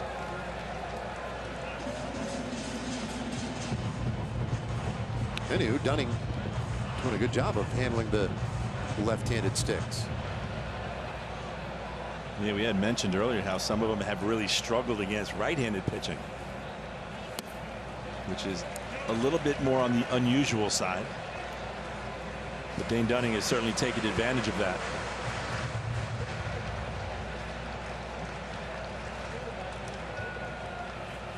One-two pitch, and this one is ripped by first. That's a base hit for Horwitz. The lead man on in the 6th inning now for Toronto. The Horwitz comes up swinging at just about every offering from Dane Dunning. This time he gets that elevated two-seamer. Able to get the good part of the bat on the ball and rips it through the right side of the infield for a base hit.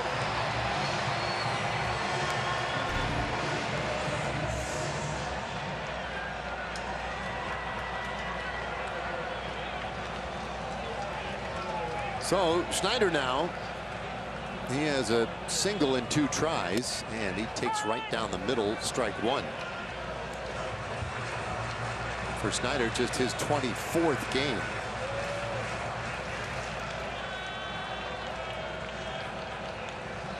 He is a reinvented third baseman.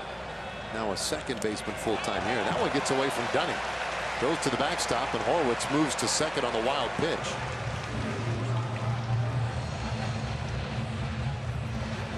Take a look at where his follow-through is as he starts falling off to the left side, which causes him to hold on to that ball a little bit too long and ends up bouncing it to the backhand of Jonah, unable to keep that ball in front of him. Now the 1-1, and this is lifted out to right field. Grossman has room. He'll make the catch. Horwitz tags and moves up to third, though, with one out. Well, we've got a moment now to hear from Rally House. Ready for kickoff, Texas? Rally House has the game day gear you're looking for, including Cowboys sideline gear and the latest college style. Well, Dunning closing in on 90 pitches now, and there is activity in the Rangers bullpen. Looks like Cody Bradford starting to throw out there. Biggio the batter, and he hits it high in the air center field. Tavares gets in position to make the catch. Tagging, heading to the plate, Horwitz, he'll score. So a sac fly by Biggio, and he makes it 5-3.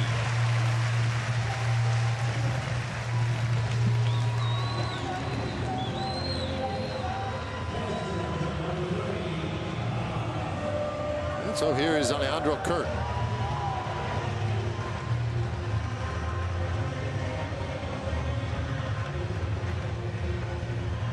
Kirk 1 for 2 so far here tonight. Bottom of the 6th inning. And Dunning grooves that one, strike one.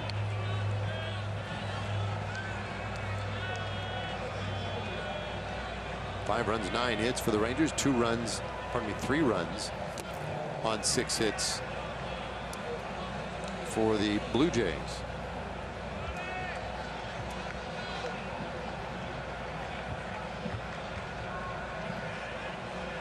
One pitch, and Kirk bounces it shortstop. Nice easy hop for Seager, and Kirk retired to end the inning. Blue Jays scratch out a run. They get to within 2 when we come back. The Rangers have the top of the order coming. Semien, Seager, and Nathaniel Lowe. Time now for our Choctaw Casinos and Resorts game within the game.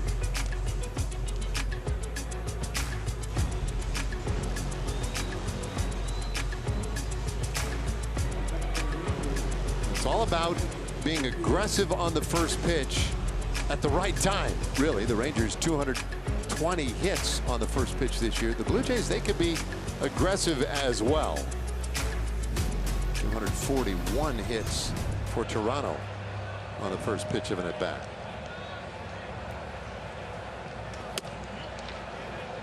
Speaking of first pitch swingers, Marcus Semien, he's ready. Yeah. When he steps in that box, that bat is ready to be fired.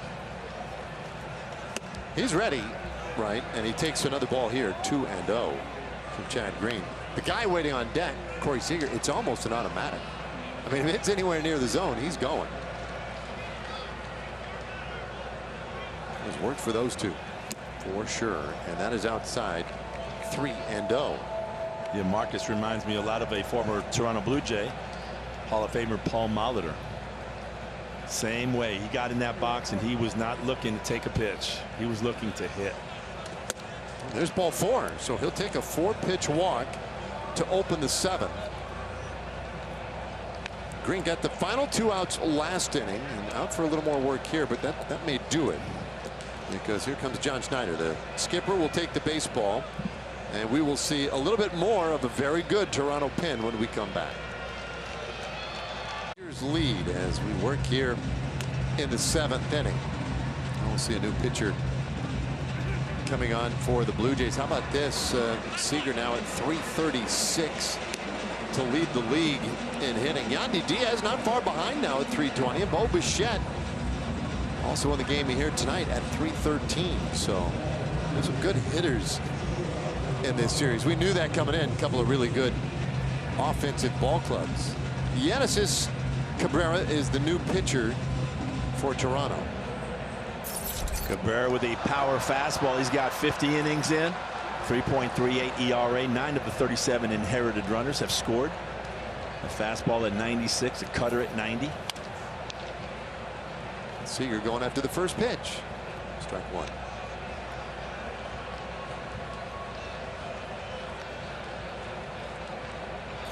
Man on, nobody out here in the 7th inning. Chad Green's night is done. So Cabrera, the 3rd pitcher of the night, and this one is ripped over first. That's a fair ball. Karam's off the wall out toward right field. Into third base is Semien. He'll hold there on the Seager double. Corey Seager just continues to pound the baseball. Cabrera comes after him with a fastball in the inside part of the plate. This might actually have been in off of the plate. But Corey's able to pull his hands in and keep this ball fair down the right field line for a double as Marcus Semien moves on over to third. So things setting up well now in this top of the 7th inning. Nobody out in the first pitch to Lowe. That one catches a corner. Strike one.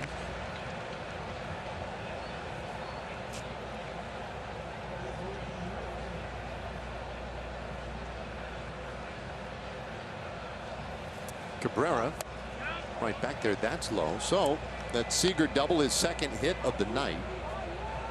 And it's hit number 999 in his career. One more and he'll hit that round number of 1,000. Who knows, might get it tonight. It's a swing and a miss.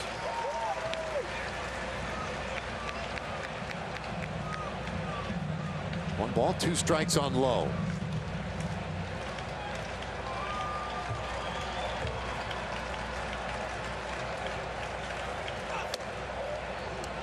Two and two.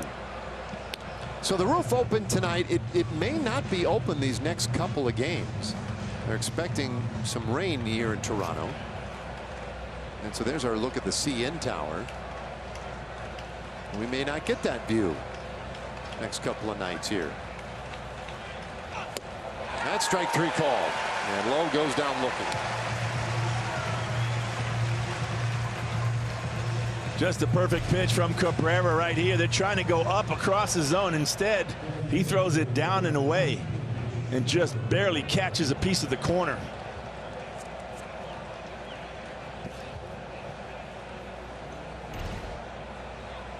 So now an intentional pass for Garver.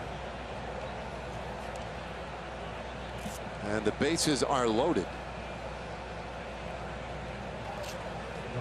So Grossman's had some good at-bats today. He's had a lot of good at-bats here recently. And he comes up in a huge spot here. A 5-3 game. Rangers with a big opportunity. And Grossman way out in front of the curveball. Strike one.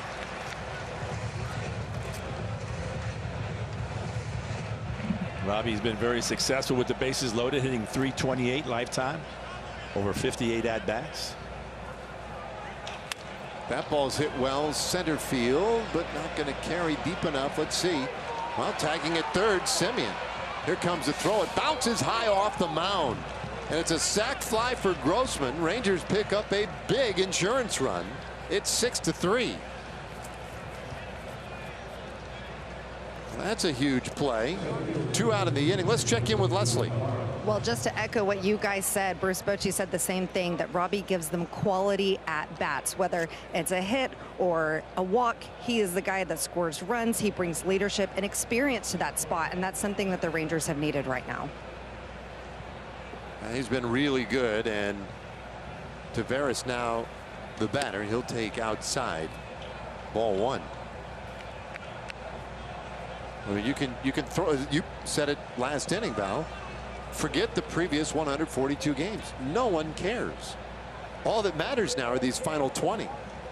But Robbie's picked it up lately. He's looking to finish with 20 really strong games and help this team over the finish line. Well, something like that last at bat too, with the runner on third. All you need is a fly ball. You're not trying to do too much, and he ends up getting it done. That's a quality at bat that Bruce Bochy was talking about. He knows what to do. He's been around the block a few times, and he knows how he can add to this ball club.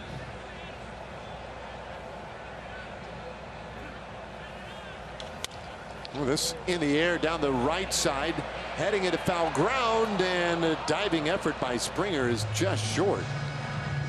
You can't fault the effort. Springer right here. At that point, he couldn't pull up, so he goes into that slide. And that's not a comfortable warning track right there. It's going to leave a mark on both of those knees. A great effort. He was shading a little bit that way, thinking perhaps Taveras would go down that line, and he is again, even in a little shallow as well. 1-2, and that's high. 6-3 Rangers on top. They've scored in 5 different innings tonight.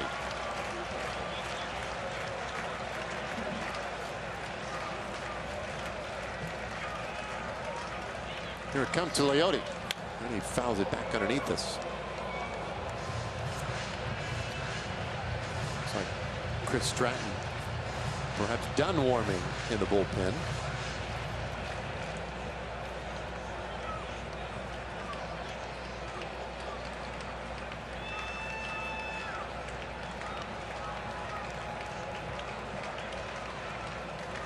Two inside, and that one almost got away.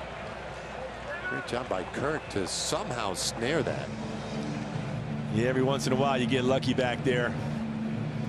This one is a 96-mile-an-hour fastball, about 2 feet off to his left. He's looking for a pitch above the strike zone. He makes a fantastic grab right there.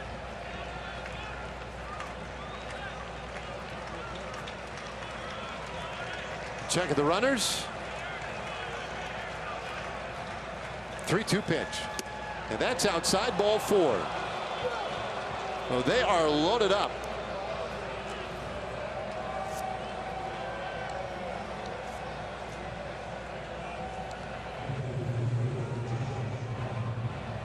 Great plate appearance by Taveras. The Rangers have been turning in those kind of at-bats and plate appearances, it seems, man by man, and for the last handful of days now, they're kind of back to that old relentless offense.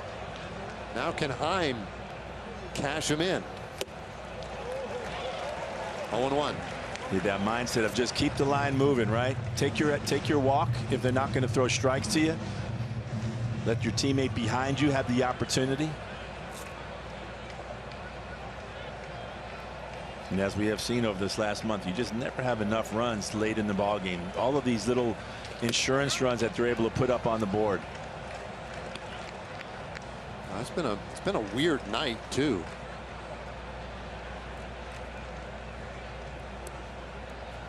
Well, it looks like more activity in the bullpen. Francis now throwing for Toronto, so it might be inning, or rather getting close to the end of the evening for Cabrera.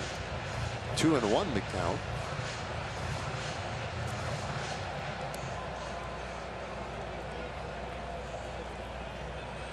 Seager at third, Garver at second, Taveras the runner at first.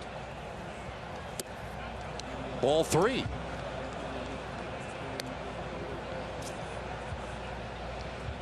Well, this would be another huge run if the Blue Jays are willing to hand it over here. That is to say, a walk to Jonah, which would force in a run. 3-1. That's a strike. Full count. Jonah would argue that he thought that was in. Yeah, this one looks like it just kind of starts riding in off of the plate. So they'll be running off every base. The 3-2, and that's lifted out to left field. Varsho is back near the wall. Gone! A grand slam for Jonah Heim. And the Rangers do cash him in. It's 10-3. Jonah's had some great bats here tonight, both from both sides of the plate. He had a double earlier in the bat previous with an RBI, but this run right here just puts an exclamation point on the evening for Jonah Heim. Fastball, full count, bases loaded. This is no doubt traveling deep into the seats out there in left field. Wow. This ball just continued to carry on out there. But Jonah knew as soon as it touched the bat that this one was going to leave. So Josh Smith now takes low. Ball one, 10-3, Rangers lead. The Buffalo Bomber across the international border to do his thing. And boy, what a night for him. 2-0 meanwhile to Smith, and so Cabrera just kind of languishing out there.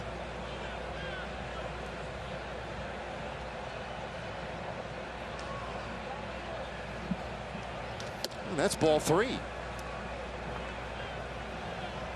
They had Bowden Francis warming in the pen, and you wondered if he might be one walk away or whatever from ending his evening.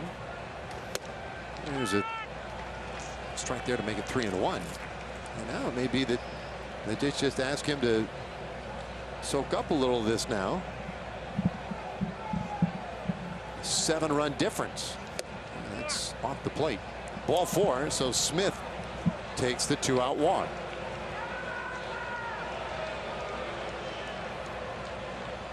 Some fans getting a little restless, and yeah, here comes Schneider. So he has seen enough. That'll do it for Cabrera. A bullpen that has been so good for Toronto this year, but struggling tonight. The grand slam by Heim makes it 10-3 Rangers.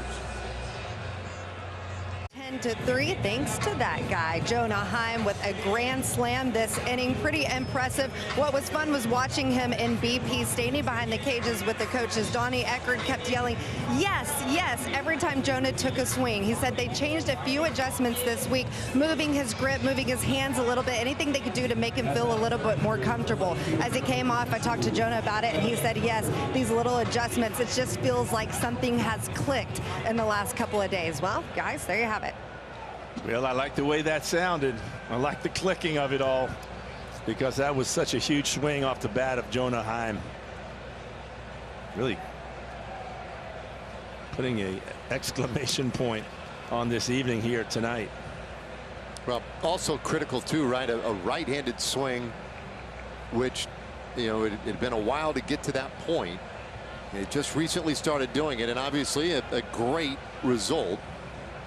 So it looks like he is all the way back. He's assured us of that. But that's good proof of it right there. Is now Evan Carter takes low, 2-0. Yeah, 96-mile-an-hour fastball that he turns around. I'd say that's pretty good proof. All I need. Here's the 2-0, and Francis runs that tight. 3-0 on Carter. So a man at first. That's Josh Smith. He's the responsibility of Genesis Cabrera, but Francis, his job is to get the one more out. That's down the middle, 3-1. Carter has still been front and center of this thing, kind of the star of the show with a home run. A great throw to the plate. 2 for 3 tonight, and he hits this one out into right field. Caught out there by Springer, and the inning is done. But Jonah Heim reaches into his pocket right here and puts up 4 runs on the board for the Texas Rangers.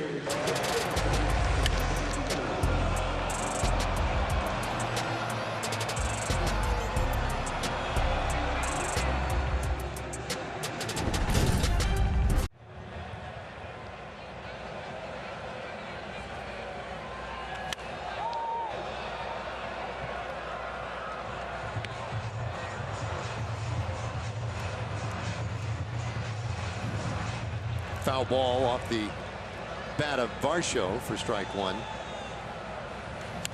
This one fouled away again, and it's quickly 0-2.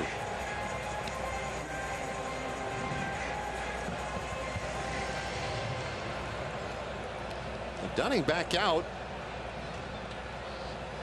92 pitches into the night. And I wondered after the offensive explosion there if Bruce Bochy would say, okay, well, let's save some bullets for Dunning for a little bit later and go into the bullpen. But clearly no.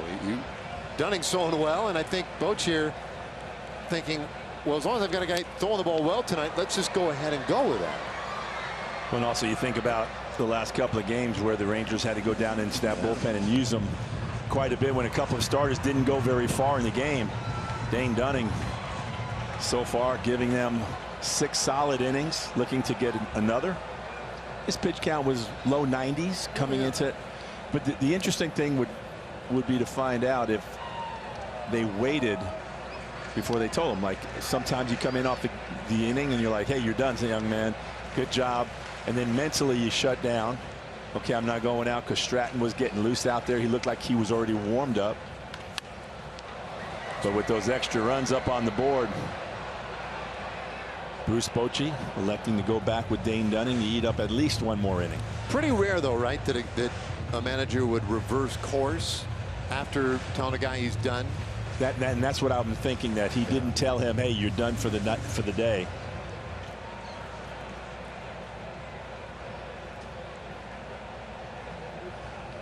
Varsho 0 for 2. And pulls this foul.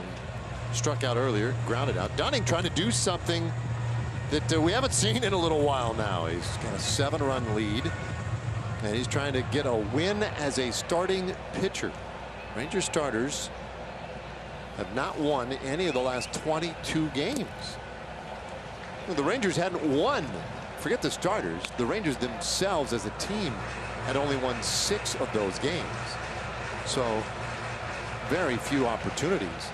And the shocking part is the majority of the season, the starters have been so good, so consistent. Well, in a lot of ways, it's been the strength of this team. It was the area most dramatically addressed in the offseason. 3-2 from Dunning. And another one down the line, foul, out of play. And at the trade deadline as well, bringing in Max Scherzer to join that starting rotation.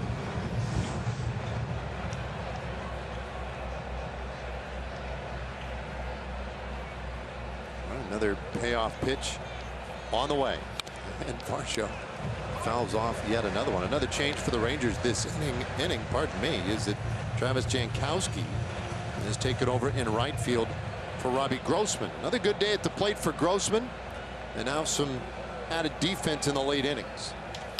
And that is inside. What an at bat by Varsho to draw the walk to open the 7th inning. Well, it looks like that's going to do it as Bruce Bochy's making his way out to the mound.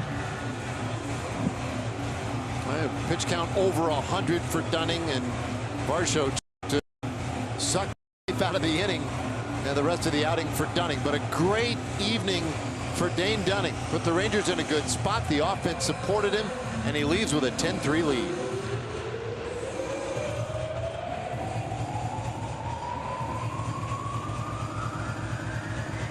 Now the MLB Ballpark app will complete your next visit to Globe Life Field. You can buy and manage tickets, access content, and a whole lot more. Download the MLB Ballpark app today.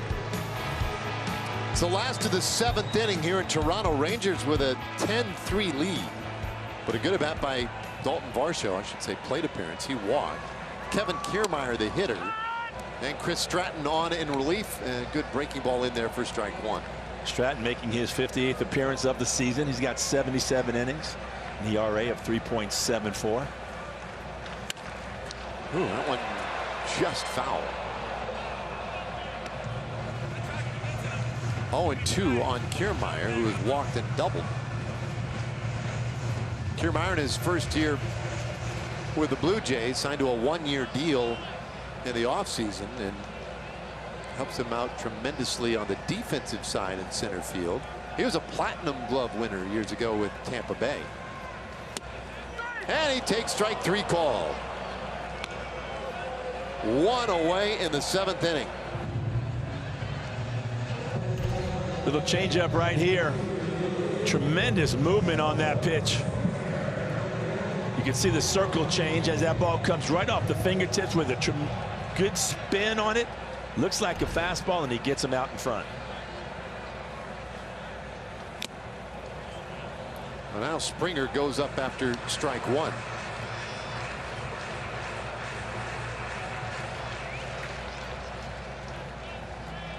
Springer with a couple of hits tonight.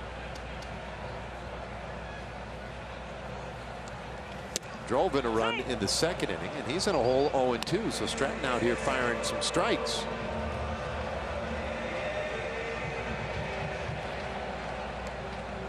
Rangers offense looking a little like the offense we got so used to seeing early in the year.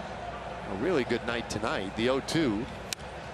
And it's not, to me, it's not just the runs, Val. It's the way they did it, the number of patient, disciplined at bats that put them in good spots, and sometimes it, doesn't result in a hit for you or whatever.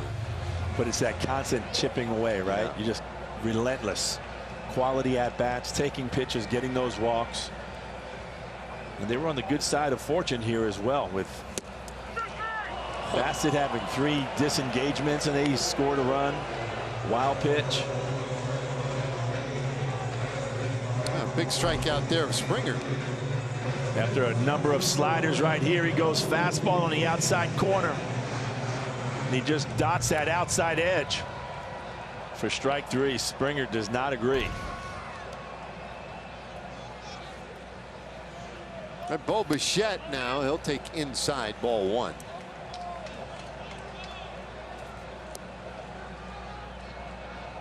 Bichette has grounded out a couple of times today, flied out to center field. He's 0 for 3. And Stratton deals a little bit low there. 2-0. Bichette had given this team a little lift recently. He had just been activated off the injured list before their game on Friday against Kansas City. And he smacks that one foul. Got a right quad strain. It was his second injured list stint in the last 5 weeks. He had a patellar tendon strain a little bit earlier. It cost him some time.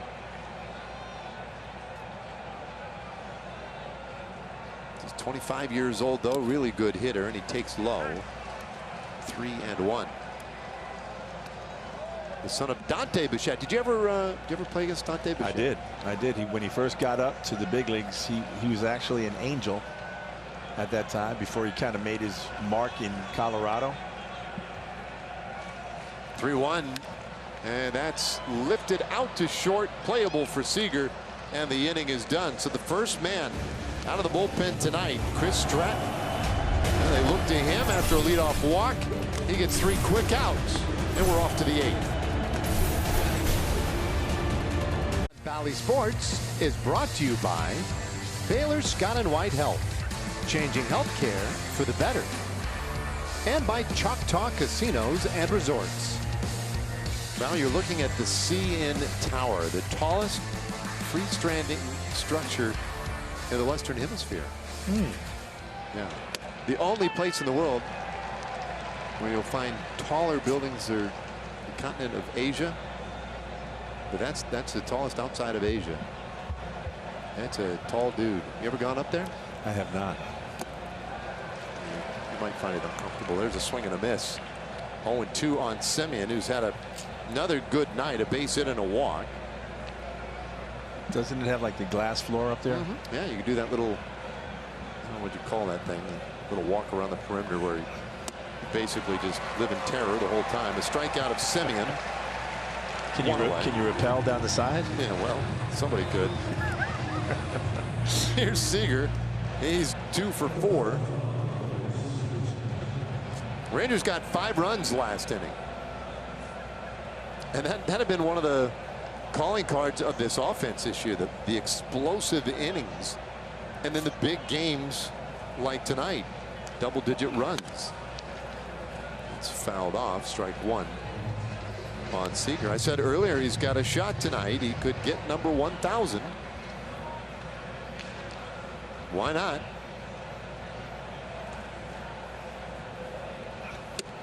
Take inside, 1-1. Be interesting to see when Corey's career is done, how many hits he does end up with. Be great to see him get 1,000 here on his 100th game this season. 2-1. Signed to a 10-year deal before last season. Produced the biggest year of his career in terms of power last year. And it's going to be better this year. Fouls it away, 2-2 this year, hitting for the high average, 336 coming in, 30 home runs. He's now at 88 RBIs. A very good argument could be made for him. He's the best all-round hitter in the league. Ohtani, his main competition. This one out to left field. Back goes Varsho, and he'll make the catch. And is out number 2. I mean, even his outs are impressive. He has such a kind of stoic approach up at the plate. But boy, when that ball is released by out of the hand of the pitcher, he is ready to swing, as we have noticed.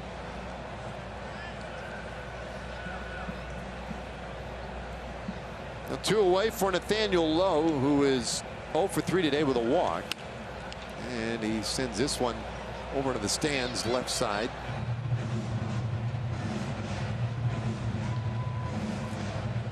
This the first of 4 head-to-heads between these two teams. Toronto had built a 1.5 lead on the Rangers in that wild card division. Had a game lead on Seattle. Well, Seattle plays tonight. In fact, they're just underway, hosting the Angels this evening. It's outside. The Astros are trailing at home to Oakland. It's 2-0, 6th inning in Houston. And of course, the Rangers in control of this one at the moment, 10-3, top of the 8th. Breaking ball from Francis in the dirt. 2-1.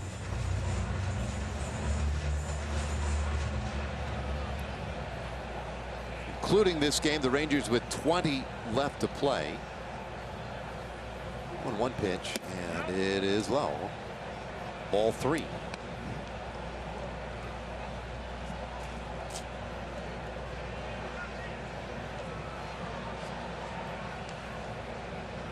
Lowe has 83 walks this year. A huge part of his season, make it 84. He walks for a 2nd time tonight. And we'll hear from Jack in the Box. My classic sourdough Jack. It's named after your 2 favorite things, sourdough and me. Only at Jack. So Francis issues his first walk, deals with his first base runner tonight. That is to say, the first base runner that he's put on. And Garver swings right through strike 1. Lowe, by the way, now 2nd in the league with those 84 walks. Only Shohei Ohtani has walked more than Nathaniel this year. In the dirt, 1-1 now to Garver. And Lowe came in to the game with the 5th best on base percentage in the league. That goes up tonight. So what a year for Nathaniel. Last year's Silver Slugger at first base. 1-1 pitch, and Garver takes a breaking ball for strike 2.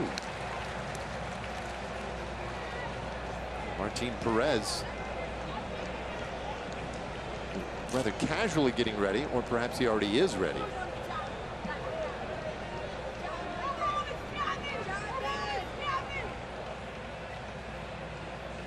1-2 pitch, and that's wide.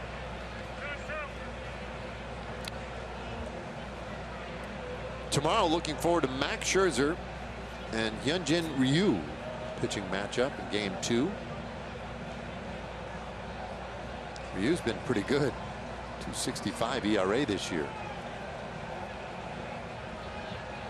Here's a 2-2 pitch, and Garver takes outside.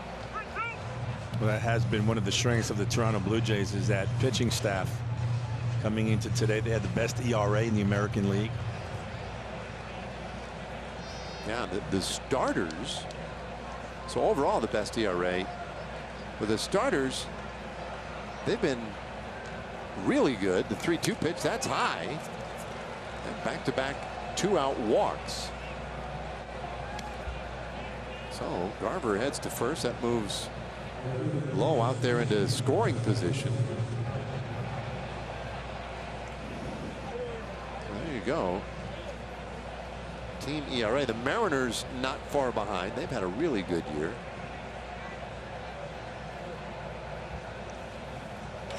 And this one on the ground.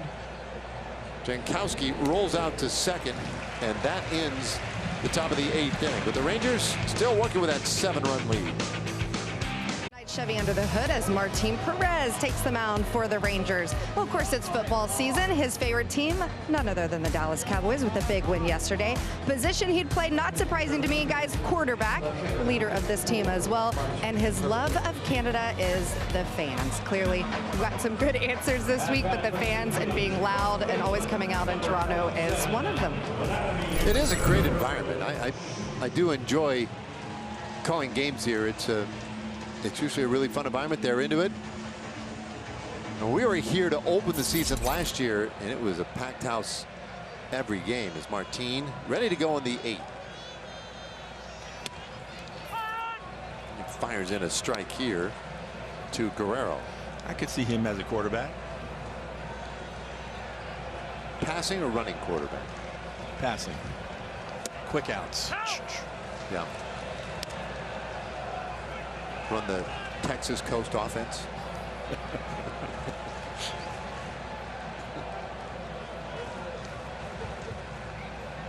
Here's the 0-2, and that's a little bit up on Guerrero. Well, Vladimir Guerrero Jr., he's 0 for 3 today with 3 strikeouts. Not been a good game for him. And he bounces this one foul. We'll do it again. Now, he's batting 3rd today. Brandon Belt was batting behind him in the lineup. Belt struck out his first 2 times up, and then he left the game. He left with lower back spasms, which have been bothering him a little bit here recently. The 1-2. That's a little number toward 3rd. Smith has it on the run. Throws out Guerrero. 1 away. Martin gets in on the hands of Guerrero. Little soft chopper to Josh Smith. Josh makes his play all smooth and one-handed. One movement right here as he catches it and gets rid of it on the run. And always good to get that first out. So now Horwitz on a base hit his last time up and eventually came around to score. He's the man who replaced Belt. You could tell Brandon Belt was not looking comfortable up at the plate. There's a strike, 0-2. And Belt had missed time recently. He'd had a little stomach thing that was bothering him. That's when they were in Oakland, and then the lower back tightness that has been kind of on and off for him. So I suppose not real surprising that he would come up feeling a little worse the wear today mid-game. That's a big deal for the Toronto Blue Jays. I mean, he's a big part of what they want to do. The 1-2 pitch, and that is strike 3 called. Well, Perez with his first strikeout of the night. 2 away. Martin just painting that outside corner on Horowitz. Jonas set up, down, and away. And Martin hits his spot.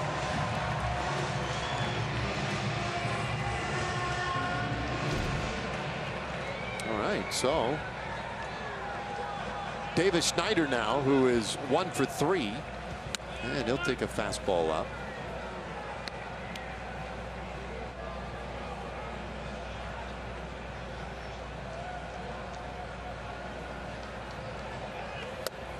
one's in there. 1-1. Alek Manoah, by the way, who's been injured for a good part of the year. He was terrible when he was here and healthy. But they got news today that Alek Manoah, he may be done for the year. 1-2 on Schneider. So they're talking about an ender for him this year. He got some additional medical testing last week, and they're worried about the leg, the knee, back, and rear quad. So he's had all kinds of lingering physical issues, and they're thinking right now that they may just go ahead and shut him down for the rest of the year. 2-2 pitch. And that is strike 3 call. So a couple of punch outs for Perez in the 8th. He's pitching well. The Rangers have it all going their way tonight. We head to the 9th, 10-3. White Health game diagnosis tonight. Jonah Heim getting it done on both sides of the baseball. A phenomenal tag play here at home. Then he rips a double and an RBI down the right field line from the left side of the plate. He switches over to the right side and says, I can do something a little bit better. And what does he do? A grand slam home run to left field. Good news is it was from the right side of the plate, just to make sure that everything is okay with that left wrist. Proof enough for me, Dave. Yep, that was doubly impressive that way, as the 1-0 pitch now to Taveras. He takes a strike. 1-1. Leote's had a great night, a couple of hits, a walk, scored twice, and he wants time. 10-3.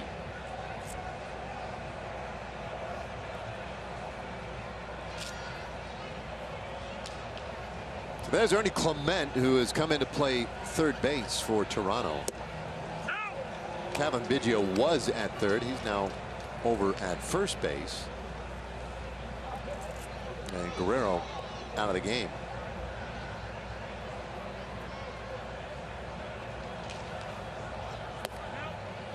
Francis misses outside.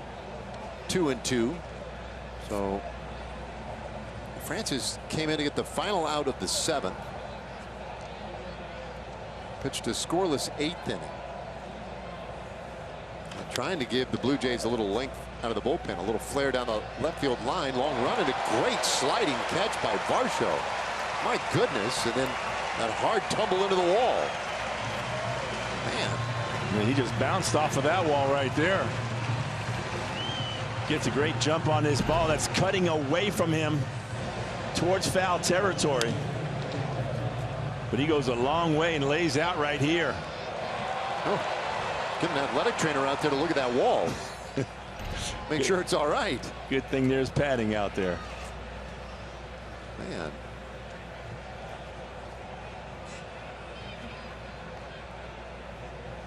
Well, he just hopped right up, though, like it was nothing. Well, here's Jonah Heim, a career best 5 RBIs tonight. And he takes a curveball, strike 1.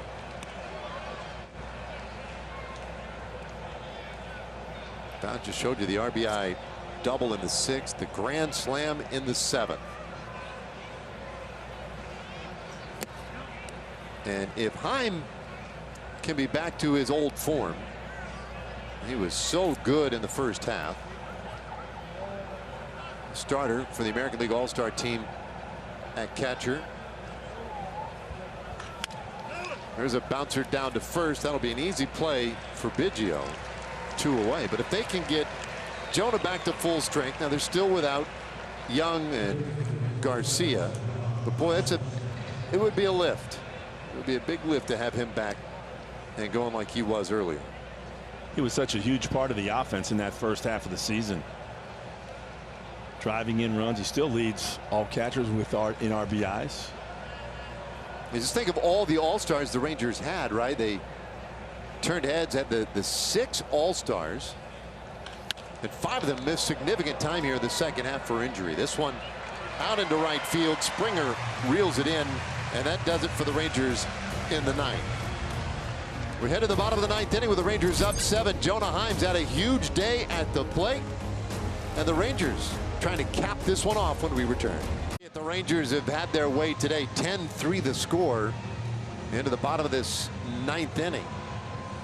And with a win today, it would be just the 3rd time since the All-Star break that the Rangers will have put together a win streak of at least 3 in a row. And that's what Ian Kennedy is trying to finish off here in the 9th. Kennedy making his 14th appearance this season. He's got 13 innings, an ERA of 6.23, 17 strikeouts, 5 walks, and opponents are hitting .250 off of the right-hander.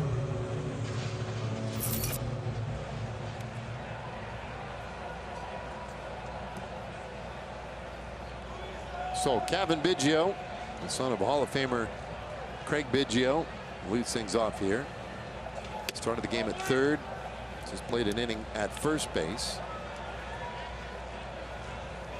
And when he debuted here, he was a second baseman.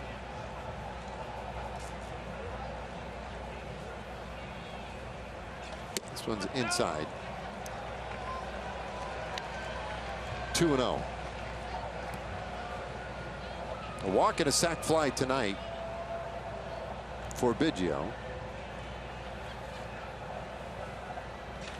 The veteran Kennedy, his next pitch, that one smashed out to right field and gone. Biggio's 9th home run of the year. He makes it 10-4.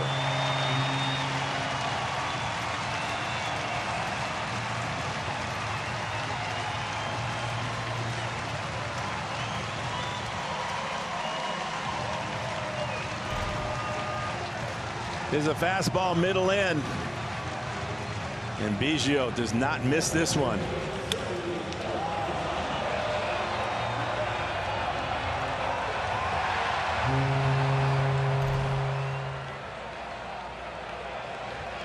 So Alejandro Kirk with nobody on, nobody out here, and he'll go after the first pitch, line it to center field. Taveras is right there, 1 away.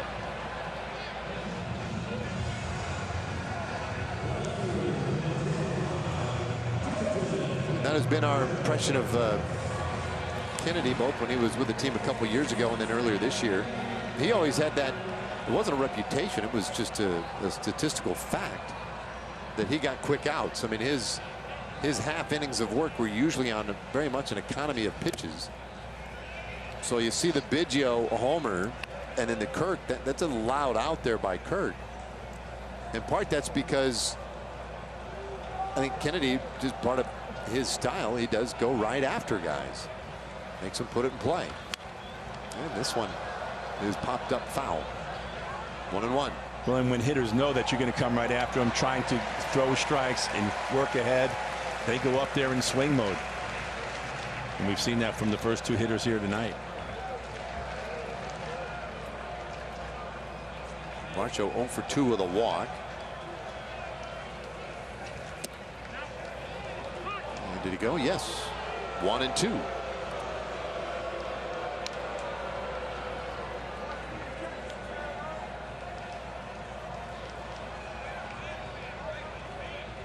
So the Rangers in double digits in runs, had another 5-run inning, both things they've done a lot this year. That's low. 2 and 2. They're still the highest scoring team in the American League.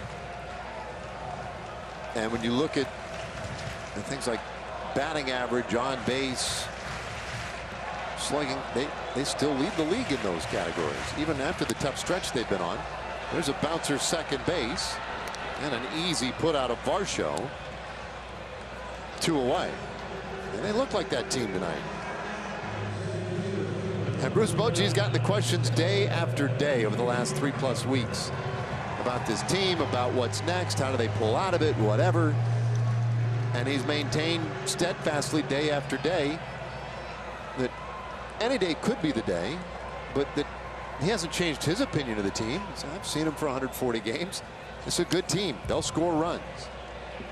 We're going through a tough patch, but felt like guys are still here. Obviously, that guy, one of the best in the business. I think they'll get it figured out. And maybe today is a sign of that. Kiermaier pops it up. Might be playable. No. 0-2.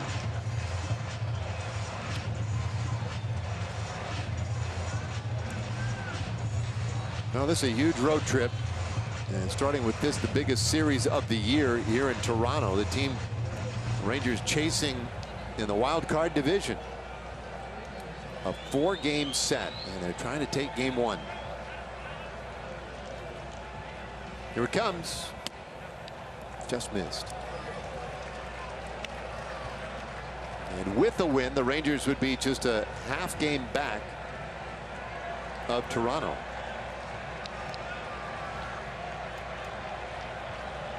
Kennedy 1-2. That's inside. It would also mean with a win today that they could be no worse than a half game back of Seattle in the morning. Seattle leading 3-2 at home over the Angels at the moment in the 2nd inning. Oakland, by the way, they're on top of Houston 3-0 in the 8th. The 2-2. And that will run the count full.